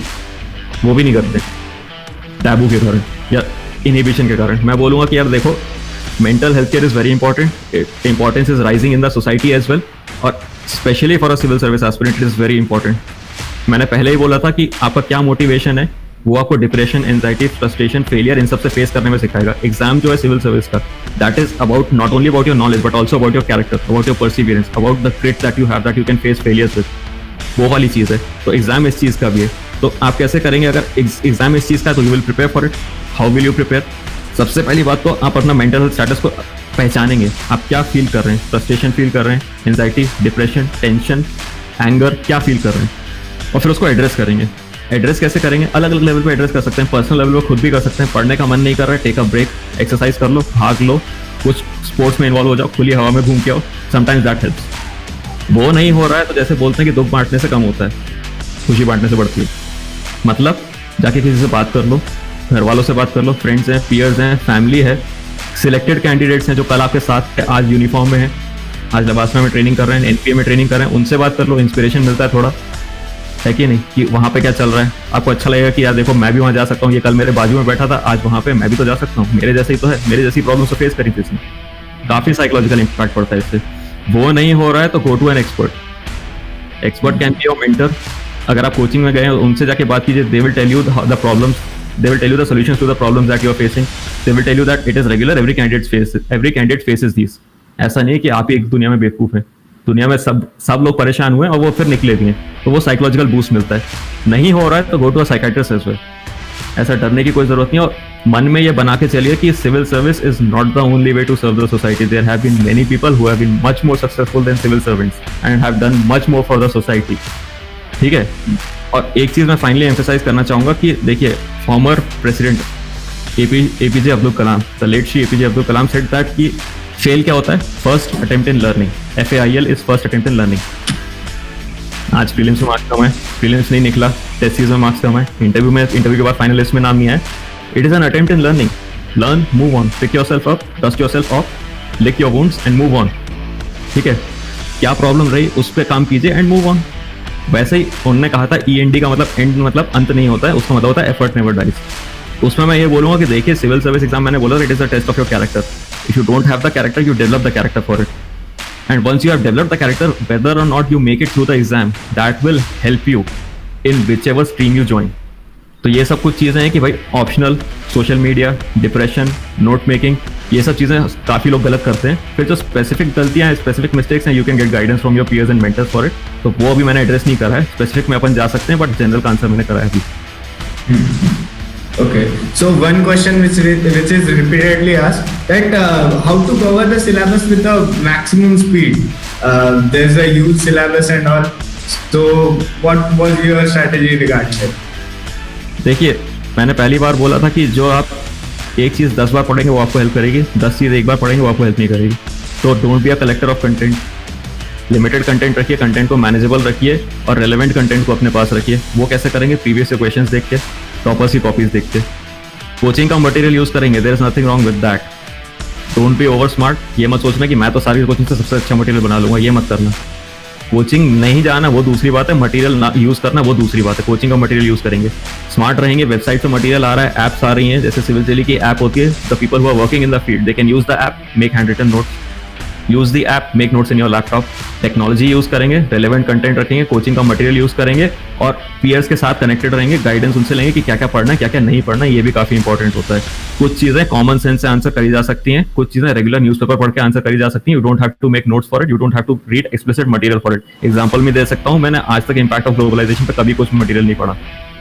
Question आता है, GS1 का टॉपिक है, वैसे ही उस और दूसरा टॉपिक है जैसे ब्यूरोक्रेसी, एक टॉपिक है GS2 का, उस पर आज तक मैंने अलग से कुछ उठा के नहीं पढ़ा है।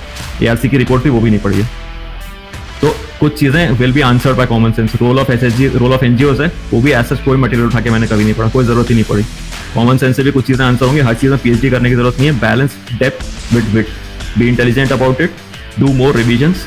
रिवीजन करेंगे तो ऑटोमेटिकली दो फायदे होंगे, चीजें इंटरनलाइज होंगी, रिप्रोड्यूस होंगी। और रिवीजन करने पर टाइम लगेगा तो कंटेंट जो आप कलेक्टर बनने वाले हैं कंटेंट का, वो नहीं बनेंगे, टाइम ही नहीं बचेगा उतना कलेक्ट करने का, तो डबल फायदा होगा। तो be smart about it, read toppers blogs, read toppers copies, get continuous guidance, get continuous course correction. और उसके बाद ऐसा नहीं है कि आपने एक अटेम्प्ट दिया और फिर हर चीज पे equal amount of time distribute करना है। इक्विटेबल बोला था, इक्वल नहीं बोला था मैंने। इक्विटेबल का मतलब ये कि जो आपकी वीकनेस है उस पर ज्यादा फोकस करेंगे। That has to be customize as per your own strengths and weaknesses, as per your own analysis. तो be smart about it and उसमें कस्टमाइज करके काम करें। Action does not always equal progress. Action और activity में difference होता है, और फिर आगे बढ़ने में डिफरेंस होता है, और फिर बैल की तरह गोल गोल घूमने में डिफरेंस होता है। बैल की तरह गोल गोल मत घूमिएगा, ठीक है। So, please can you provide a comprehensive book list to the students so that they can refer them? Yeah, I could provide a comprehensive book list, but like I said, this exam is not one of your intelligence. This exam is one of consistency. This exam is one of analytical capability. Book list कोई अलग नहीं है, हर कोई वही करता है, कोई genius नहीं है। आप कोई भी टॉपिक उठा के पढ़ेंगे आपको समझने में दिक्कत होगी, मैं बता रहा हूँ। Unless and until you are not familiar with the technical lingo, तब आपको समझने में दिक्कत होगी। अगर आप फेमिलियर हैं कोई दिक्कत नहीं होगी, कोई भी किताब उठा के पढ़ लीजिए। स्टैंडर्ड बुक लिस्ट है, वो फॉलो कर सकते हैं। जो जो मैंने अलग करा था वो मैं बता देता हूँ। मैंने ये अलग करा था कि मैं कोई 365 वगैरह, शून्य वगैरह के नोट्स नहीं पढ़ता था। अपने खुद के नोट्स पढ़ता था मैं, वो करा था मैंने। नोट्स कैसे बनाए थे वो बता दिया था मैंने। नहीं, एक बार शायद अगर नहीं बताया तो मैंने सिविल डेली आईएएस बाबा इनसाइट्स का नाम लिया था, उस वेबसाइट से मैं करंट अफेयर्स के नोट बनाता था। उन वेबसाइट पर पहले एडिटोरियल पढ़ता था, एडिटोरियल पढ़ लिया, उसके बाद आप उठाओ पीडीएफ। मैंने बताया था मैं पीडीएफ से पढ़ता था क्योंकि मैं रेलवे की ट्रेनिंग में था, हार्ड कॉपी से पढ़ने की उतनी आदत नहीं थी, मैं न्यूज़पेपर पीडीएफ से पढ़ता था। उसके बाद what do? You pick up Hindu, you read the editorials, then you pick up the Indian Express, you read the editorials and explain, then you pick up the Hindu again. क्यों? sometimes Indian Express tends to go overboard with the content, too much information हो जाता है। Hindu provides, sometimes Hindu does provide in short to the relevant content in the form of news coverage। तो वो करता था मैं। एक बार ये कर लिया, inside civil daily IAS Baba, editorial of Hindu, editorial of Indian Express, explain of Express, current affairs from Hindu, जो inside civil daily IAS Baba ने नहीं करे हो, और फिर whatever is left just cross quickly through Indian Express. उसके बाद मैं क्विजेस करता था इन तीनों वेबसाइट के, इनसाइड सिविल डेली आईएएस बाबा, वो प्रीलिम्स के लिए करता था मैं, और फिर उसके शॉर्ट नोट्स बना लेता था जो भी आंसर गलत हुआ। उसके बाद कंटेंट की अगर अपन बात करें तो देखिए स्टैंडर्ड बुक लिस्ट है, Ramsharan Sharma for ancient India, Satish Chandra for medieval India, Rajiv Ahir for modern India. Culture में ज़्यादा कुछ पढ़ने की जरूरत नहीं है, रैंडम सा क्वेश्चन आता है, जनरल सा क्वेश्चन आने लगा है आजकल, तो नितिन सिंघानिया सर के हैंड रिटन नोट्स है, that is more than enough, otherwise you will fall on the adverse side of cost benefit analysis for culture. ज़्यादा उसमें भिड़ने की जरूरत नहीं है। उसका इम्पैक्ट ऑफ ग्लोबलाइजेशन है, कॉमन सेंस का टॉपिक है, ज़्यादा कुछ इसमें जाने की जरूरत नहीं है। वैसे सोसाइटी है, कॉमन सेंस का टॉपिक है, ज़्यादा जाने की जरूरत नहीं है। ज्योग्राफी में लिमिटेड कंटेंट है, कुछ नहीं, 9, 10, 11, 12 की एनसीईआरटीज ले आऊँ, that is more than enough. Atlas prelims के लिए एटलस, मेंस में उतनी काम नहीं आती एटलस, बट हाँ फिर लोकेशन ऑफ इंडस्ट्रीज है, उसमें वाजीराम का 2-3 पेज का मटेरियल रहता है, वो पढ़ लीजिए। फिर लोकेशन ऑफ रिसोर्सेज है, अब रिसोर्सेज और मिनरल्स जो होते हैं इंटरनेशनल किस कंट्री में क्या है वो तो उतना क्वेश्चन अब आता भी नहीं है, बट वाजीराम का 2-3 पेज का, 2-3 नहीं 20-25 पेज का मटेरियल है, वो पढ़ लीजिए, that is more than enough. फिर एनवायरमेंट का जो टॉपिक होता है GS 1 में, उसमें मैंने in my first attempt I studied Down to Earth magazine for a year and half के आसपास। उससे बेसिक कंसेप्ट मेरे बन गए थे, जो एग्जाम्पल यूज करना है वो मेरे बन गए थे, and that could be used in the next attempt as well. तो ये हो गया आपका GS 1। उसके बाद GS 2 आता है, ऑब्वियसली लक्ष्मीकांत, और उसके बाद जो करंट अफेयर्स के नोट्स हैं वो, और उसके बाद जो ARC है, आई read ARC reports, 10 ARC reports, and I made summaries out of them, and I quoted them extensively in my answers. पुंची commission की रिपोर्ट से सेंटर स्टेट रिलेशंस की बहुत अच्छी है, पढ़ लीजिए। इंडियन इंटरनेशनल रिलेशंस के लिए what I would suggest is that go through Rajiv Sikri sir's book. That will help you make a foundation. You will barely use the points in his book in your mains answer, but that will help you understand what is happening in the current affairs. After you read that book, you will be able to understand the notes of international relations, the editorials of international relations. So that is the foundation maker for you. Where topics like international organizations, that does not have to be emphasized as much as the other things from the books. You can just Google things and make notes on international bodies. Right?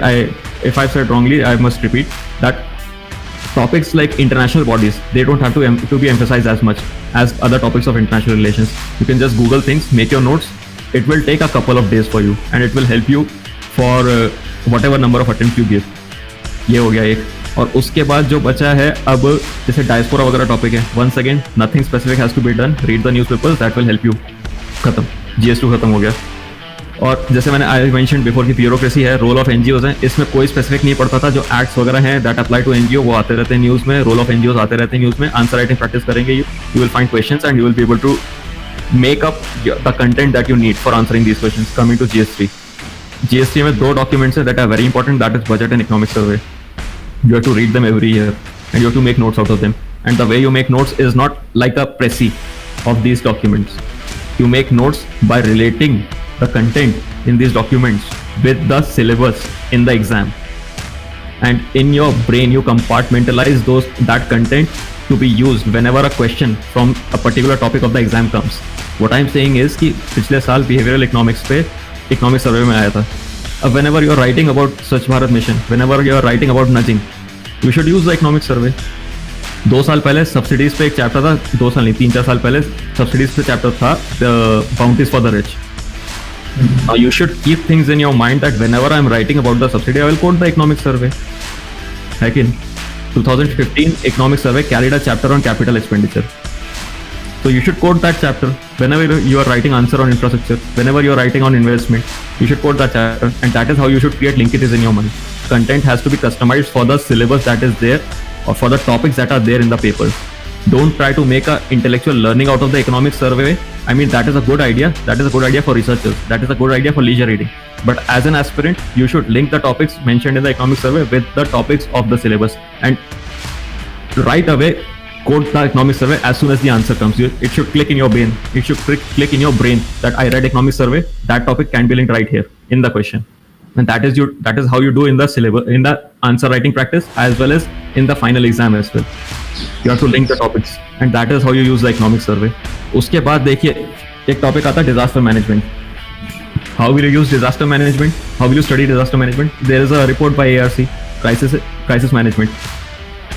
That report is an excellent document for disaster management. It covers the legal framework, institutional framework, disaster specific things that have to be done, the role of various stakeholders, and impact of disasters on various people. In fact, I have read editorials that were quoting the crisis management report. That is what is the impact of disasters on women. तो वो question भी शायद आ चुका है, और as it is वो content उठाया हुआ था ARC की रिपोर्ट से. तो read that report once, cover to cover, make notes, and you are done with disaster management. ठीक है. और if you will read vision IAS के notes for disaster management, those notes have been copied from the ARC report on crisis management. इसलिए मैं बोल रहा हूँ कि कोचिंग का मटेरियल अच्छा है, कोचिंग जाने की कोई जरूरत नहीं है, नहीं तो रिपोर्ट्स आप खुद भी पढ़ सकते हैं. सिमिलरली फॉर इंटरनल सिक्योरिटी, अब इंटरनल सिक्योरिटी, टेररिज्म, इंसर्जेंसी, ये सब टॉपिक है GS3 में. You can go for 2 sources. I did ITSA IDSA for a couple of years. मेरा फाउंडेशन बन गया. कुछ नहीं होता है, 4-5 आर्टिकल आते हैं per week. There are 4 to 5 articles, and you can study those articles on a Sunday, and you can go through those articles very quickly. They're quite long, but not everything is relevant, and make notes out of them for a couple of years, for a year. Then you will have the foundation, and those topics, those concepts can be used anywhere and everywhere. If you don't want to do that, you can do the challenges. You can do the book Challenges on Internal Security in India. That is a book by an IPS officer and by a DynApps officer. Ashok Kumar sir, he is a very experienced IPS officer, and he has written that book, and that book is written splendidly, and it provides you direct content that you can use in mains. 1 2 3 4 1 2 3 तो ये हो गया. अलग मैंने बस ये करा था, मैं अपने नोट्स बनाता था, और जो कंटेंट जो आपको मैंने बुक्स बताई हैं वो मैं पढ़ी थी मैंने. और वो ऐसा नहीं कि बाकी लोग नहीं पढ़ते हैं. कई many people do read the books, some do read the books, do read those books, or some people go for Bajiram के notes. One can do either one of those, कोई दिक्कत नहीं. और मैंने बेसिक अपना कंसेप्ट बनाने के लिए रमेश सिंह पढ़ी थी. तो Ramesh Singh, you read that book once, you refer that book whenever you want for some clarification regarding static content. उससे ज़्यादा पढ़ने की जरूरत नहीं है, बट पढ़ने को 11th की NCERT जो है, that is also good source. वो भी पढ़ सकते हैं, उससे भी अच्छा कंसेप्ट बन जाता है. उसके बाद GS4 में आते हैं. तो GS4 में let me state outright, it is not a topic of your, it is not an exam of your theory, it is an exam of application.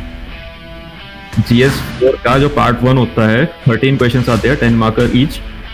उसमें not more than 20% of the answer will be composed from theory.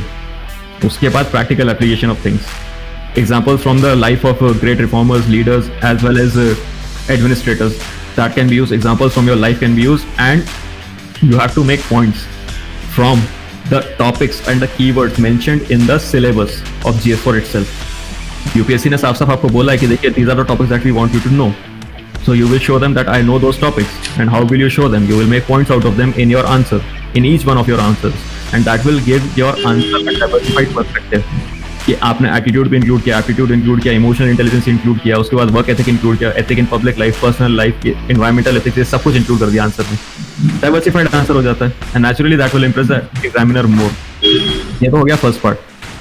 फिर आप whenever you are attempting the case study, उसका एक format सा होता है, facts of the case study, stakeholder, values, various approaches and pros and cons of those approach, and what approach will you choose.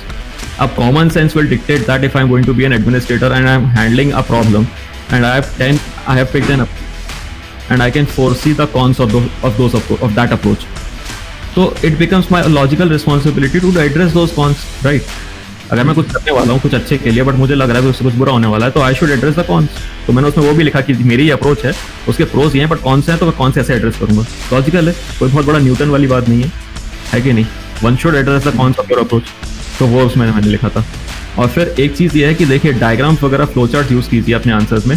तो वो flow chart कई बार ऐसा होता है कि you have to customise based on the requirement of the question right when you are writing the question. For that you have to develop practice, for that you have to develop aptitude. But not every diagram has to be made right there in the examination room. Some diagrams can be made while you are studying the content, while you are making your notes. जैसे एक standard diagram है organs of government का, एक गोला बनाया, legislative executive judiciary. So it does not take a Newton to figure that out. Everybody knows that there are 3 organs of government. कि legislature होता है, एग्जीक्यूटिव होता है, जुडिशरी होता है. वो बना लो, दिमाग में कभी रख लो, कहीं भी जरूरत लगे लगा दो एकदम से. वो मैंने लगाया भी था, चेक्स एंड बैलेंसेस वाला क्वेश्चन आया था, उसमें मैंने लगा दिया था इस साल GS2 का सेकंड क्वेश्चन. तो वो जो आप बोल रहे हो ना कि आपके सोर्सेज में you should keep an eye open for such diagrams when you are reading editorials. कई बार एडिटोरियल्स में आ जाते हैं, कई बार इनसाइट्स ऑन इंडिया का एडिटोरियल उसमें आ जाता है, कई बार you are googling to understand some concept, आप इमेजेस में गए वहाँ पर डायग्राम्स मिल जाते हैं. कई बार you can make diagrams in your own head while you are reading the content. तो एक चीज़ ये डिफरेंट था. बाकी फिर मैंने बोला था कि मैं डेटा काफ़ी यूज़ करता था. तो what did you do differently वाली बात मैं बता सकता हूँ कि सिविल जेल में बहुत अच्छा डेटा आता है, अच्छा डेटा देते हैं वो. वैसे तो कई एडिटोरियल्स में भी आ जाता है, इनसाइट्स ऑन इंडिया में भी आ जाता है, but I use data a lot and I made notes out of that data separately. मैंने I think I mentioned that in the talk before. So what did I do differently? I collected data from that content, I mucked that data up and I also put that data in my answers to bring objectivity to my answers. ऐसा ही आपको जैसे committees हैं वो मैं बता रहा हूँ कि स्टैंडर्ड बुक लिस्ट में नहीं होती. कई बार कमिटीज़ की रिपोर्ट जैसे ARC है, पुंची है, ये सब आप यूज़ कर सकते हैं अपनी कमिटीज़ के and you can make notes out of them. तो वो एक सोर्स काफ़ी इंपॉर्टेंट हो जाता है. तो दैट इज़ ऑल, उससे ज़्यादा तो कुछ है नहीं. Now you told a really detailed answer about the preparation strategy and all the resources. So now that the questions on preparations and all are over, can you elaborate about your experience as an administrative officer? I have not been an administrative officer. No, in engineering, when you worked in the railways, how it was your experience? देखिए उसमें any UPSC exam puts you in a position of leadership. तो वहाँ पे basic चीज़ ये होती है कि if you are not working, the subordinates will not work. You have to exercise, you have to able to motivate them, you have to be able to exercise discipline as well as inspire them. तो वो वाली चीज़ सबसे important होती है. और फिर जैसा मैंने कि बोला था कि emotional intelligence is about 80% responsible for your success. It plays 80% part and IQ is about 20%. उसका रीजन ये है कि इमोशनल इंटेलिजेंस वो आपके अंदर से होना चाहिए. IQ you can always get experts to help you out. एक वो चीज़ होती है. दूसरा ये होता है कि डेडिकेशन होता है, सिंसियरिटी होता है. वो मैंने बताया था आपको रेलवेज में, शायद आपको ही बताता, किसी और को बताया था. जैसे रेलवेज में ये है कि छुट्टी वाला पार्ट जो है, जो आपके लिए छुट्टी वो रेलवेज के लिए पीक टाइम है. तो वो वर्क कल्चर होता है ऑर्गेनाइजेशन का. प्लस अब वो work culture flows from the leader of that organisation. अगर leader is not working, subordinates will flounder. If leader is not leading from the front, subordinates will take even more leeway. और फिर उससे पूरा organisation का culture ठप हो जाता है. तो ये सब चीजें मैं अपने रेलवेज के जितना टाइम मैंने रेलवेज में निकाला उसमें सीखा था. Now, what about the future? Which sectors are you aiming to work in the future? देखिए, that's a very relevant question, but I must say कि IAS officers get training to work in various sectors, and that is the beauty of IAS. You can go and contribute anywhere and everywhere. That is the kind of training that they give you. So based on the training that I get, I'll be able to develop myself and contribute in whatever capacity I'm posted. Okay, that is part 1. Part 2 ये होता है कि one size fits all नहीं होता है. जो भोपाल की दिक्कतें हैं वो नांदेड़ की दिक्कतें नहीं होंगी, जो नांदेड़ की हैं वो जम्मू कश्मीर की दिक्कतें नहीं होंगी. अलग अलग होता है. जहाँ जाएंगे वहाँ देखेंगे क्या दिक्कत है, उसको एड्रेस करेंगे. तो rather than streamlining yourself or narrowing yourself down to just one problem कि मैं ये करूँगा, जहाँ जाऊँगा ये करूँगा, ऐसा नहीं होता है. You will understand the problem of the area, you will address the problem of that area with the resources that is there in the area. But if you are going to ask me specific sector, मेरा focus इस पे है कि human resource development जो होता है, और ministry of HRD वाली डेफिनेशन नहीं लेने वालों कि सिर्फ एजुकेशन होता है. मेरे ख्याल से human resource development is making a capable person out of a individual who can contribute to the society. तो वो कैसे होगा? एजुकेशन से, हेल्थ केयर से और स्किल डेवलपमेंट से. एजुकेशन में सिर्फ लिटरेरी एजुकेशन या फंक्शनल लिटरेसी नहीं कि हमें पढ़ना आता है, हमें अपना नाम साइन करना आता है और हम मार्केट में जाके चीज़ें पढ़ के रीड करके ले सकते हैं चीज़ें या बिजनेस कर सकते हैं. वो नहीं होता है. Literacy is one part, but character development, value development, moral values जो आप डेवलप करते हैं, जो ह्यूमैनिटी डेवलप करते हैं आदमी, कंपैशन डेवलप करते हैं, teaching them civic sense and making them a responsible person in society. उसमें not only teachers but also the entire administration has a role to play, either by disciplining or by incentivising. उस चीज़ में मैं काम करना चाहूँगा in whatever capacity as assistant secretary in human resource development ministry or as a CEO in zila panchayat और SDM what ever, उसमें मैं काम करना चाहूँगा. दूसरा ये होता है कि if you are literate, if you are educated, but if you don't have proper health, you will not be able to contribute, you will be running in and out of the hospital. तो human resource development का मेरे ख्याल से एक important part health care भी है, और health care में अभी हम लोग उतना ज़्यादा एम्फेसाइज नहीं करते हैं, बट प्रिवेंटिव हेल्थ केयर वो काफ़ी ज़्यादा इंपॉर्टेंट होता है, that you get regular checkup so you don't fall ill, and if you are about to fall ill that gets detected and you get treated at the expense of the government with the minimum out of pocket expenditure at the most opportune time, at the most appropriate time. तो वो primary health care, preventive health care, इस सब पे मैं काफ़ी ज़्यादा काम करना चाहूँगा मेरे ख्याल से। जो बॉटम लेवल पे होता है, the first posting of an IAS officer is as SDM, as assistant collector. तो you get the chance to work really at the grass root level, उस चीज़ पे काम करना चाहूँगा। और उसके बाद देखिए, जैसे आप लोग देख ही रहे हैं, you know it better than I do मेरे ख्याल से, probably because you are in the engineering domain. तो आर्टिफिशियल इंटेलिजेंस है, रोबोटिक्स है, ऑटोमेशन आ रहा है, बिग डेटा है, ऑगमेंटेड रियलिटी है, वर्चुअल रियलिटी है। तो इसमें the nature of work is going to change completely, and we have been seeing that in the past 6 months। मतलब पहले मीटिंग होती थी, अब हम लैपटॉप के आगे बैठे। तो मेरा आइडिया इसमें ये है कि the people who don't unlearn, learn and relearn in the 21st century will be actual illiterates। तो स्किल डेवलपमेंट वाली जो चीज़ होती है ना कि you update your skills constantly, उस पर मैं फोकस करना चाहूँगा, क्योंकि अगर ह्यूमन रिसोर्स डेवलपमेंट का 360 डिग्री व्यू लेना है तो that is value development, that is education, and that is not only education, value development, but also health care and skill development. इन चीज़ पर मैं कंबाइंड काम करना चाहूँगा, क्योंकि देखिए अपना जो है country, 65% of the people are less than 35 years, 50% of the people are less than 25 years, average age is 29। ठीक है, तो फिर और ये बोल रहे हैं कि 2027 में we will have 1 billion people strong workforce। 1 billion is like about, it will be about 12% of the world population। तो वो that will be extremely critical to decide the trajectory of our country।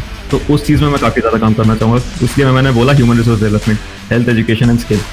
उसके बाद देखिए, अब rural areas में पहले आपकी posting होती है, about 70 or 65% of our country is in rural areas, 80% of the poor people are in rural areas। तो अगर आपको अपनी कंट्री का पर कैपिटा इनकम उठाना है, अगर आपको HRD में फोकस करना है, ह्यूमन रिसोर्स डेवलपमेंट में फोकस करना है, तो rural development will become extremely critical. Agriculture का बोलते हैं कि it is twice as effective at poverty alleviation compare to manufacturing और सर्विसेज सेक्टर। तो अगर आपको जो अपना इतने सारे लोग गरीबी में उनको ऊपर उठाना है, तो you have to work in the rural areas. तो उस चीज़ पे मैं फोकस करना चाहूँगा, rural development plus human resource development, and the first posting of an IAS officer is a very good point to work in those domains. Also, some freshers have some questions on you are requesting you to contrast and compare between JEE and CSE।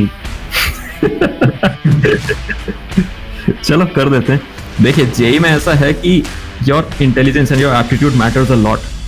मतलब मेरा time था college में, उसमें मुझे समझ में आया कि देखिए, जो कंप्यूटर साइंस और इलेक्ट्रिकल वाले होते हैं उनका दिमाग अलग लेवल पर चलता है। I have been in wing with computer science and electrical engineering graduates, and there have been times when I could not follow their discussions regarding aptitude questions. I could not even follow, let alone contribute.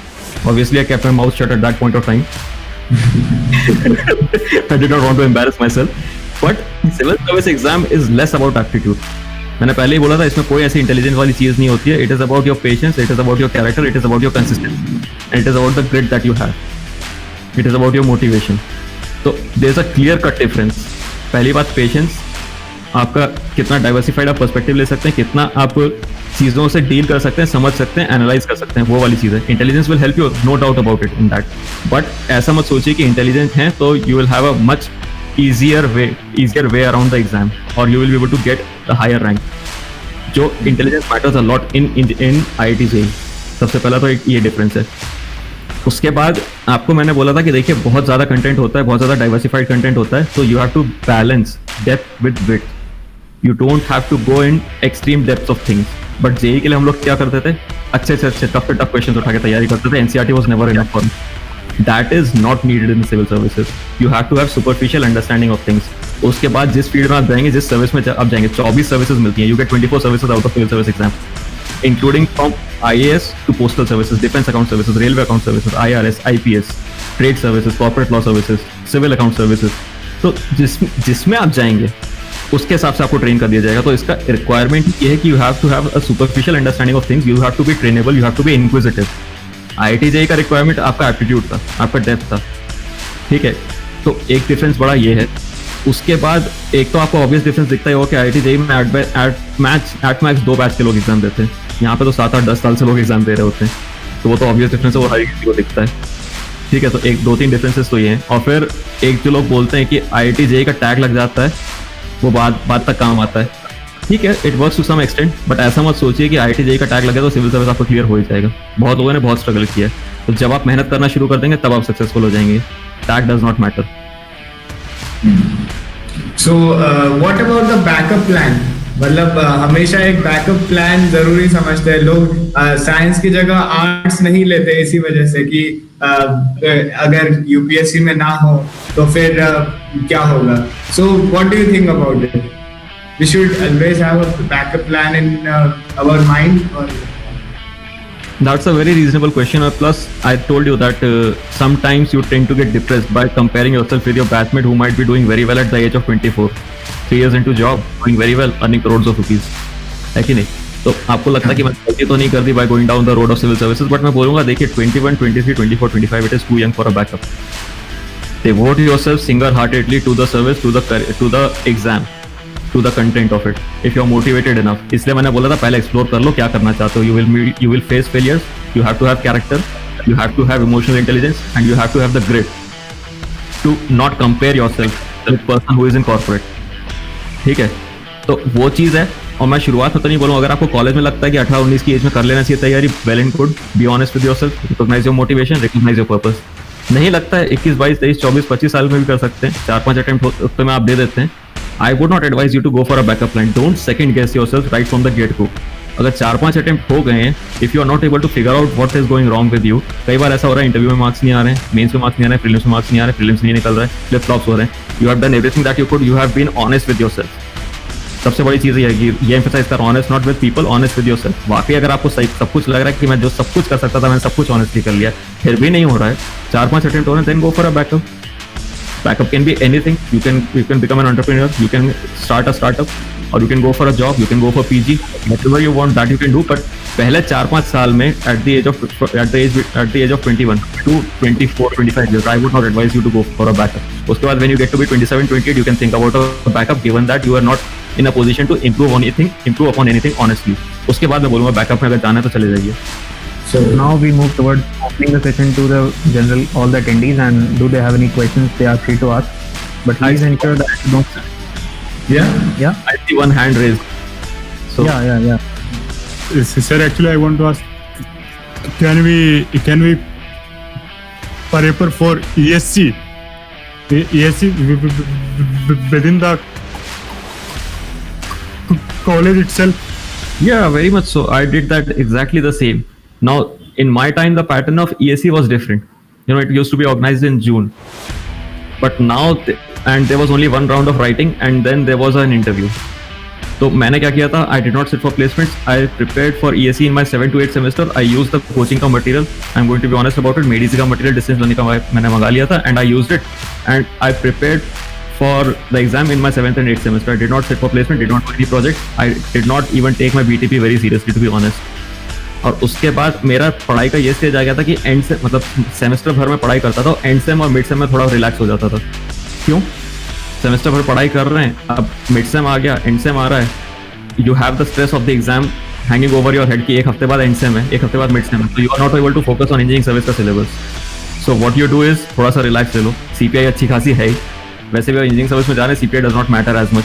4th year में CPI is not going to change at all, even it might change by 0.1 और 0.2 points, तो बहुत ज़्यादा फर्क पड़ने वाला नहीं है। एंड सेम में मैं थोड़ा चिल हो जाता था, तो बल्कि मेरा उल्टा चलता था, लोग एंड सेम में पढ़ाई करते थे, मैं एंड सेम में चिल मारता था।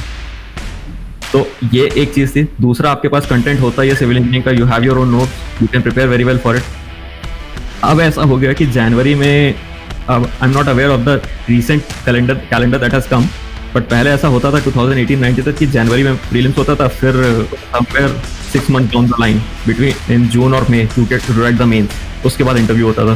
तो that is also something that you can do, prepare for the engineering service exam का prelims after your 3rd year in college. You stay back in college after your 3rd year, you go home, you can prepare for it. Then in the 7th semester, you can prepare for the prelims and mains combined. Write the prelims in January, write the mains after your end sem.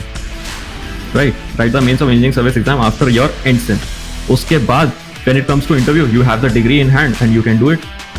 And you, even while you're filling the DAT, even though you are given the option, do you have the degree or do you have the provisional or have you appeared for the exam? So you can easily write, I have appeared for the exam, and by the time interview comes, you will have the degree of the exam, of your graduating exam. So you can very well prepare in college, but be smart about it. Don't be bullhead. Don't confuse effort with achievement. ठीक है? Make solid achievements every day.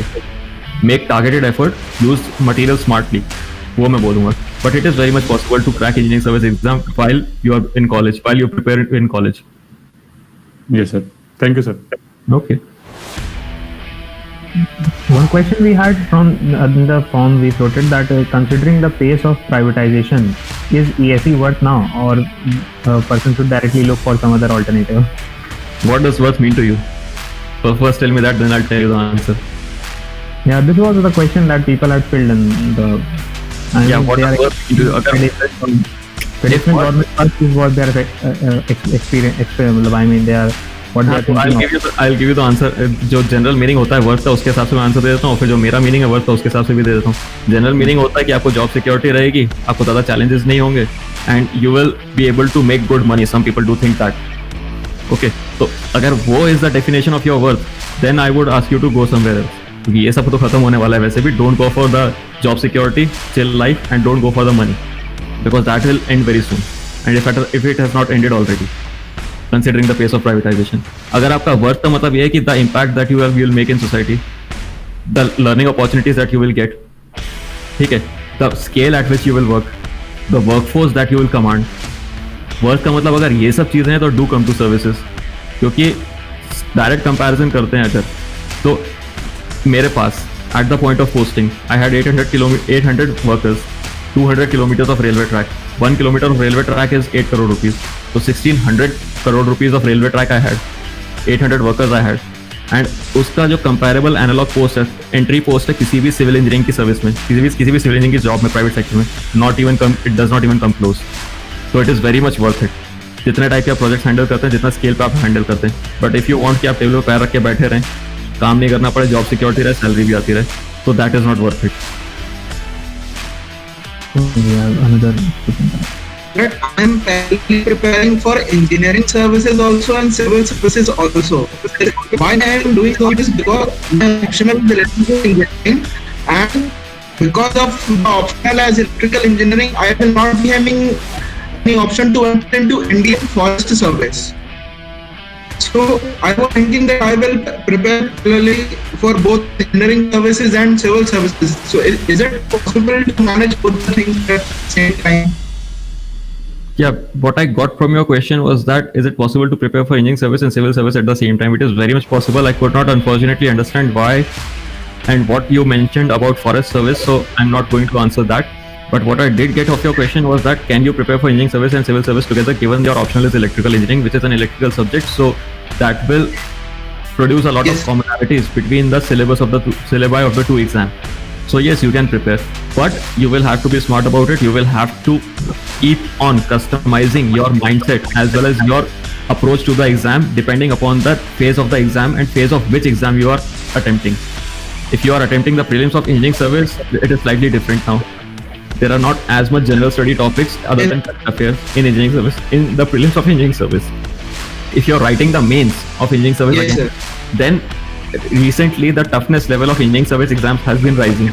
So you have to customize yourself accordingly.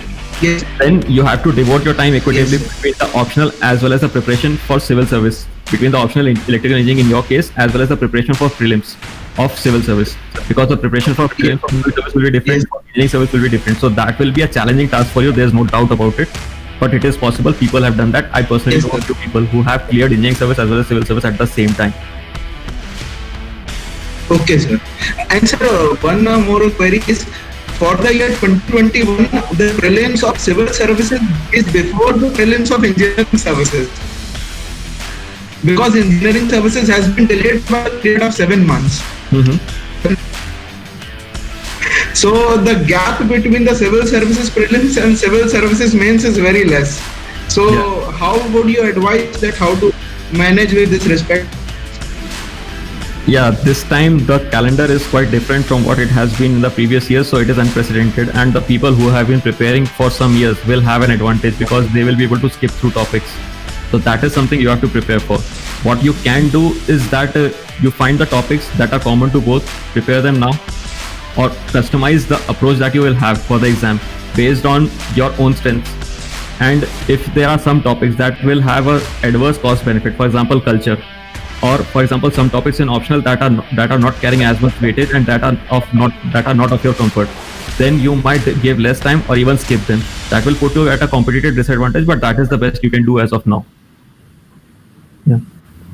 So one of the students asked that is acing the GATE examination with a top rank ensures that you will be acing the optional 4 engineering options also with a good score? See, I have never prepared for GATE, never filled the form, so I won't be able to comment about what goes on in GATE and what the preparation helps you for. Okay. So what your interview experiences have been so far? Matlab, you have given 3 CSE interviews and 1 ESE interview, and in both of the CSE interviews you have scored very well, above 190. So what was some strategies, angles that you followed? See, you have to understand the requirement of the exam. I've emphasized it repeatedly that you have to reorient yourself during the entire year based on the phase of the exam you are attempting. So understand the requirement of the interview. वो क्या है? Interview में they want a knowledgeable person, an inquisitive person, a humble and an honest person. उसके बाद you have to have a rational approach to things. You should be able to form opinions. How will you form opinions? You have to be rational about it. How will you form a rational opinion? By analyzing the things that are in front of you, analyzing the knowledge that you have. And at the end, you have to be a progressive, dynamic person. ये वो चाहते हैं. These are the things that you should be able to express and these are the things that you should be able to show in your interview. मैंने बोला था consistency वाली बात. Consistency between the way you have represented yourself in the DAF and the way you come across when the board interviews you. सबसे पहला ये की चीज़ है. कहीं भी आप अपनी बात को नहीं काटेंगे. जो आपने एक इंटरव्यू को बोल दिया, एक बोर्ड मेंबर को बोल दिया, उसका उल्टा आप अगर बोल दें, डायरेक्ट दिख जाता है कंसिस्टेंसी नहीं है, एंड दैट शोज डिसऑनेस्टी. फिर उसके बाद ऑनेस्टी कैसे देखेंगे? Never ever will they ask you कि बेटा will you be an honest bureaucrat? कभी नहीं पूछेंगे. That does not make sense. Everybody will say yes, है कि नहीं? हाउ दे जज your honesty is that they ask you a tough question, very tough question that they don't even expect you to answer. If you answer that question, that takes you into a different level of knowledge, and that creates a very positive impression. But if you don't answer that question, you say honestly, sir, I don't know, I'll look into it, then your honesty is fine. You're just, if you produce an inconsistency in the interview, you answered a particular question to a particular board member in a way, and you contradicted that very answer in the next answer to a different board member, then it shows you as a dishonest person. ठीक है? How else? वो जो technical tough question था, उसमें in the zeal of answering in the interview कि नहीं interview में मुझे आंसर करना है, जैसे मेंस में सारे क्वेश्चन अटेम्प्ट करने होते हैं, वैसे इंटरव्यू में सारे क्वेश्चन अटेम्प्ट करने, ऐसा नहीं करना है. अगर आप उसमें if you make a guess, even if you give the right answer, your language, your body language, your presentation, your delivery, that will show that you are guessing, and that shows dishonesty. And sometimes if you give a wrong answer, if you give in the spirit of guessing, if you give an outright wrong answer, the board member asks you, are you sure? And then you say, yes sir, I'm sure. That clearly shows you're lying, and that shows dishonesty, and that shows arrogance. How does it show arrogance? वहाँ board में retired bureaucrats होते हैं, 60 years old, 60 plus years old, professors होते हैं. Between them, they have about 250 to 270 to 300 years of experience, and you are barely 20, you are barely 30, 25, 27 years old. And if you are thinking that you will be able to fool them, 300 years of experience you can fool. If you can even think that shows you have a high amount of arrogance in yourself. So that will backfire like anything, and you will end up getting 130 marks. So एक चीज़ तो ये है. उसके बाद consistency मैंने बोला था, balance बोला था मैंने. Somewhere in the talk I emphasized that truth never lies in the extreme. Truth lies somewhere in the middle of the two extremes. वो चीज़ आपसे देखते बनना चाहिए, वो चीज़ आप रैशनली पकड़ पाएँ. अब रैशनली कैसे पकड़ेंगे? एक तो आपका नॉलेज बेस होता है, फिर आपकी अप्रोच होती है कि आप you should be able to take diversified perspective of things. हर तरह से एक चीज़ को देख पाएँ, हर एंगल से एक प्रॉब्लम को देख पाएँ, अपने एंगल से, फिर सोसाइटी के एंगल से, फिर जो विक्टिम है उसके एंगल से, फिर परपेट्रेटर है उसके एंगल से भी. अगर मान लीजिए कोई क्राइम है तो उसकी बात कर रहा हूँ मैं, नहीं तो कोई एक प्रॉब्लम है तो उसका सोशल, इकोनॉमिक, पॉलिटिकल पर्सपेक्टिव देख पाएँ. तो आपका नॉलेज आपको हेल्प करेगा, आपकी अप्रोच आपको हेल्प करेगी, और रैशनल ओपिनियन बनाने के लिए आपको नॉलेज की काफ़ी ज़रूरत रहती है. फिर अपने ओपिनियन को जस्टिफाई करने के लिए if you are using qualitative as well as quantitative facts, that helps you a lot. उसके बाद एक चीज़ रहेगी इंटरव्यू में कि आप अपनी जो हॉबीज़ हैं, how are you using them to contribute to your personality. अब ये मत लिख देना कि सोना मेरी हॉबी है, टीवी देखना मेरी हॉबी है, हर कोई करता है वो. In your free time, hobby speaks a lot about you.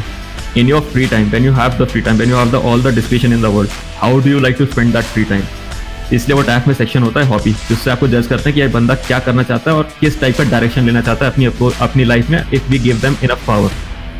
तो वो चीज़ काफ़ी ज़्यादा हेल्प करती है। उसके बाद एक ये चीज़ है कि देखिए ऑनेस्टली आपने अगर बोल दिया कि मुझे नहीं आता है, उसके बाद आप ये दिखा रहे हैं कि मैं सीखना चाहता हूँ, इंक्विजिटिवनेस है, that shows dynamism, and dynamism is very important for a bureaucrat, specially for a young bureaucrat और for a young recruit to civil service. क्यों? जॉब सिक्योरिटी वाली चीज होती है, people tend to get complacent, कई बार नई चीजों में नहीं सीखते हैं, एमेनेबल नहीं होते हैं, सरकार में अपन कई बार देखते हैं। If you are able to show dynamism, that becomes very important and that becomes a much positive aspect of you. Shivam. Hello, sir. Hello. Yeah, Shivam, you're audible. Sir, I can't get your voice. Hello. Hello. Aditya, could you help me with that? Yeah. Sir, Hello, my Shivam. question is how to get over the writer's bias in any article I am reading or any book I am reading. There is a writer bias in that. How to get over that? Are you mentioning Hindu being leftist? Your voice I can't get. I'm sorry. Is that in your backdrop? Is that the backdrop of the question कि Hindu leftist होता है वो तो हमेशा बुराई करता है? जो भी I'll answer this question. It is a very reasonable question. और उसके बाद मैंने वही बोला था ना कि देखिए truth never lies in the extreme. Truth lies somewhere in the middle. You should have the capability and the intellectual bandwidth to be able to understand the various aspects of a problem and give the problem the benefit of doubt. Give the person in concern the benefit of doubt कि ठीक है, there might be perspectives, there might be limitations. तो ये तो आपकी intellectual openness होना चाहिए. Plus, if you read an editorial about something, you should be inquisitive enough. You should have the nature that you will inquire into the problem, not take one person's word for it. ये तो आपका approach ही होना चाहिए. किसी ने बुराई कर दी इसका मतलब ये नहीं कि कुछ अच्छा उसमें है भी नहीं. Search about it, read more editorials about it. That is why I mentioned that I read Indian Express and Hindu both. Hindu has a reputation of being critical. It is well known. But Indian Express provides a relatively balanced view. Read more sources. If you have doubts about it, be an aware individual, be an honest individual. I'm not talking about honest in the society, honest with yourself. Do you really feel that what the writer is saying, that everything is bad? For one perspective that the writer is presenting, that is the whole entire view. Do you really feel that? If you don't, do your own research. Institutionalize your preparation in such a way that you cover multiple sources. Design it in such a way. Secondly, I would emphasize you to not only about newspapers, you're talking about the writer bias in general. So if you come across something that has been written by some person, check their credentials. Okay, where do they come from? What benefit do they have in writing some particular thing? Okay, are they affiliated to a certain organization? If they are, for example, if there's a politician, definitely they'll promote their own party and criticize the other party. So check their credentials, check what motive they have regarding the article, check the facts of the article, read different articles about it. वो वाली बात होती है, you have to be intellectually open to the possibility of what you read being a partial truth. That is the most important that I'll say in overcoming the writer bias. Okay. I can't hear you, Shiva. There is, I think, some network issue. But anyway, I've said all I wanted to say about writer bias and overcoming it. One interesting question we see in the chat box is that does your CPI affect anywhere during the interview process? देखो ऐसा है, I'll be clear about it. जब DAF आपका अंदर जाता है उनके पास, तो they have a few minutes before you go in. DAF उनके पास पहले से होता है इंटरव्यू बोर्ड में. They have a couple of minutes before they review their DAF, during which they review their DAF before you're called in. So definitely they can, one or maybe multiple of the board members can have a look at your CPI. But that is only a start. देखिए आपने DAF में खुद को कैसे represent करा, they'll form an opinion about it. Okay, ये चीज़ें हैं, CPI ऐसा है, इंटर्नशिप है, प्रोजेक्ट है, रिसर्च है, नहीं है, जॉब है, whatever it is. They will form an opinion about you based on paper. अब मैंने बोला था ना, consistency between the way you have represented yourself on paper and the way you come across in the board. तो अगर उनको वो चीज़ consistency जज करना है तो definitely they review the paper first. तो definitely it will create an impression in their mind, but that is not the last impression. अगर आपकी CPI कम भी है, आप उसको जस्टिफाई कर सकते हैं कि हाँ sir, I made a mistake, I course corrected, I work hard and I am a rational thinking individual who wants to do something better with his or her life regardless of what I have done in college. साफ साफ बोल सकते हैं हाँ sir, motivated नहीं था, गलती हो गई, आगे मैं अच्छा करना चाहता हूँ.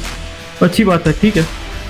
और फिर ये कहने के बाद, ये इम्प्लाई करने के बाद, if you come across as a sincere aspirant who has done well with his or her time in preparation, if you are able to give rational opinions, if you are able to lay down the facts, if you are able to engage the board in conversation, if you are honest, then I don't think CPI will drag you down very much. होगा क्या, मेरी CPI 9 थी, मैं IIT Kanpur से था, मेरे को उन्होंने कमरे के अंदर आने से पहले they might have created a benchmark कि 170 के आसपास का तो बंदा हो गई. Then I performed well in the interview, they gave me 193. आपके अगर मान लीजिए कॉलेज और CPI अच्छा नहीं है, they will set a benchmark कि 155 टाइप आदमी होगा. But if you do really well in the interview, then it's good for you. तो अब मैं ये नहीं बोलूँगा, I'm not going to sit here and say IIT will not create IITs and a good CPI will not create any positive impact. It does create a positive impact, but the person in concern has worked hard for it, so let them have the benefit. But that does not mean you cannot overcome the negative impact created by a low CPI. You can very well overcome by being genuine, by working hard. मैंने बोला था, whenever you work hard, you'll start achieving. As simple as that. Show the board that you have worked hard. Show the board that you have course correct. Show the board you are sincere, and it will work for you. So with this, we move towards the end of the session. Considering we have no other attendees asking the question. One last question from our side. What are your views on the national education policy that's been presented recently? Do you see something significant positive coming out from this? Yeah, I do. उसके सबसे अच्छा तो मुझे ये लगा था कि देखिए सब जो 3 साल से उस पर फोकस है कि 6 to 14 नहीं, 3 साल से 18 साल तक, सबसे अच्छा तो मुझे ये लगा था. और बल्कि मैं तो ये जैसे इकोनॉमिक सर्वे मैंने पढ़ा, एयरपोर्ट का इकोनॉमिक सर्वे अगेन, उसमें बोला गया था कि 100,000 दिन तक जो बच्चे होते हैं उनका ब्रेन का डेवलपमेंट सबसे ज़्यादा होता है. तो मैं तो बोलूँगा कि early childhood care and education से पहले भी एकदम प्रीनेटल केयर, एंटीनेटल केयर, उस सब पे भी बहुत ज़्यादा फोकस होना चाहिए. तो 3 से 18 तक जो हुआ वो मुझे बहुत अच्छा लगा. दूसरी बात यह है कि जो stand alone institutes of technology हैं, and I am referring to IITs now, stand alone institutes of technology will be converted into multidisciplinary institutes. ये मुझे बहुत ज़्यादा अच्छा लगा था. जब मैं कनाडा में था, US में था, तो मेरे को दिखता था कि देखिए कैंपस में मैं घूमता था, लॉ के बाजू में ह्यूमैनिटीज़ की बिल्डिंग है, उसके बाजू में न्यूरो साइंसेस की बिल्डिंग, उसके बाजू में सिविल इंजीनियरिंग की बिल्डिंग, उसके बाजू में फिलोसफी और इकोनॉमिक्स की बिल्डिंग है. ऐसा लगता था देखिए कितना अच्छा इन्वायरमेंट है. जब ये लोग फैकल्टी मेंबर्स मिलते होंगे, these people must have had so good exchanges and interdisciplinary exchanges that must enrich every domain, and that must increase the citations, that must increase the value and caliber of students. वो I found completely lacking at IIT Kanpur or any other IIT for that matter. We do humanities courses, but the fact of the matter is humanities courses are chosen for grade rather than interest. Let me be very blunt about it. I did that. Everybody does that. I had no interest in humanities courses. Still, I scored 3 A's in 4 humanities courses. I had absolutely no interest in any one of them. I chose them for credits. So that is not something that is a very desirable scene. That is something that needs to be addressed, and I'm very glad that the education policy has taken a step in that direction. And I must also congratulate the Honorable Director of IIT Delhi, who mentioned in a Rajya Sabha TV debate that the Indian Institute of Technology, IIT Delhi, has established a school of interdisciplinary research, which I think is a much needed thing in every IIT. So with that, we move towards the end of the session. Thank you, sir, for being here with us. And any closing remark if you want. Closing remark में देखिए मैं ये बोलूँगा कि अब since we talk about civil services exam, I would say कि देखिए बहुत अच्छी बात है you are preparing for it, बहुत अच्छी बात है you are motivated to serve the society, and बहुत अच्छी बात है कि अगर आपका सिलेक्शन हो जाए. Civil services exam does provide you a institutionalized platform, job security, as well as the vast resources of the government to channel for the benefit of the society. Address the if you get selected, I hope you do, address the concerns of the person at the bottom of the pyramid. अगर आप उसका भला करते हैं, अपने आप trickle up effect होगा. जो ट्रिकल डाउन की हम बात करते थे उसका उल्टा होगा ट्रिकल अप इफेक्ट. अगर आप उसका भला करते हैं तो बहुत अच्छा होगा. अगर आपका सिलेक्शन नहीं भी होता है तो जो आप चीज़ें सीखेंगे तैयारी में, that will help you in good state. I mentioned about first attempt in learning and effort never dies. That will help you in good state in wherever you go. I'll close my comment by saying that the Honorable Prime Minister mentioned Atmanirbhar Bharat recently, a few months ago. मैं उसमें एक छोटी सी चीज़ add करना चाहूँगा, आत्मनिर्भर भारतीय. कहने का मतलब ये है कि इंडिया को मैं डेवलप तब मानूंगा जब no person will be dependent on government for subsidies and will be able to take care of himself or herself, not only himself or herself but his or her family, as well as contribute positively to the society. और उसमें मैंने बोला था human resource development में मैं अपना काम करना चाहूँगा, और उसमें सबका रोल है, ना केवल मेरा बट जो पीपल जो सिविल सर्विस में नहीं है, NGOs में है, प्राइवेट सेक्टर में काम कर रहे हैं उनका. तो उस पर मैं फोकस करूँगा कि जिनने तैयारी करी अच्छा करा, ज्वाइन करें अच्छा करें, नहीं करें जहाँ भी जाएँ पॉजिटिवली सोसाइटी के लिए कॉन्ट्रीब्यूट करें. Thank you sir for being with us. It was a pleasure. It was an honor.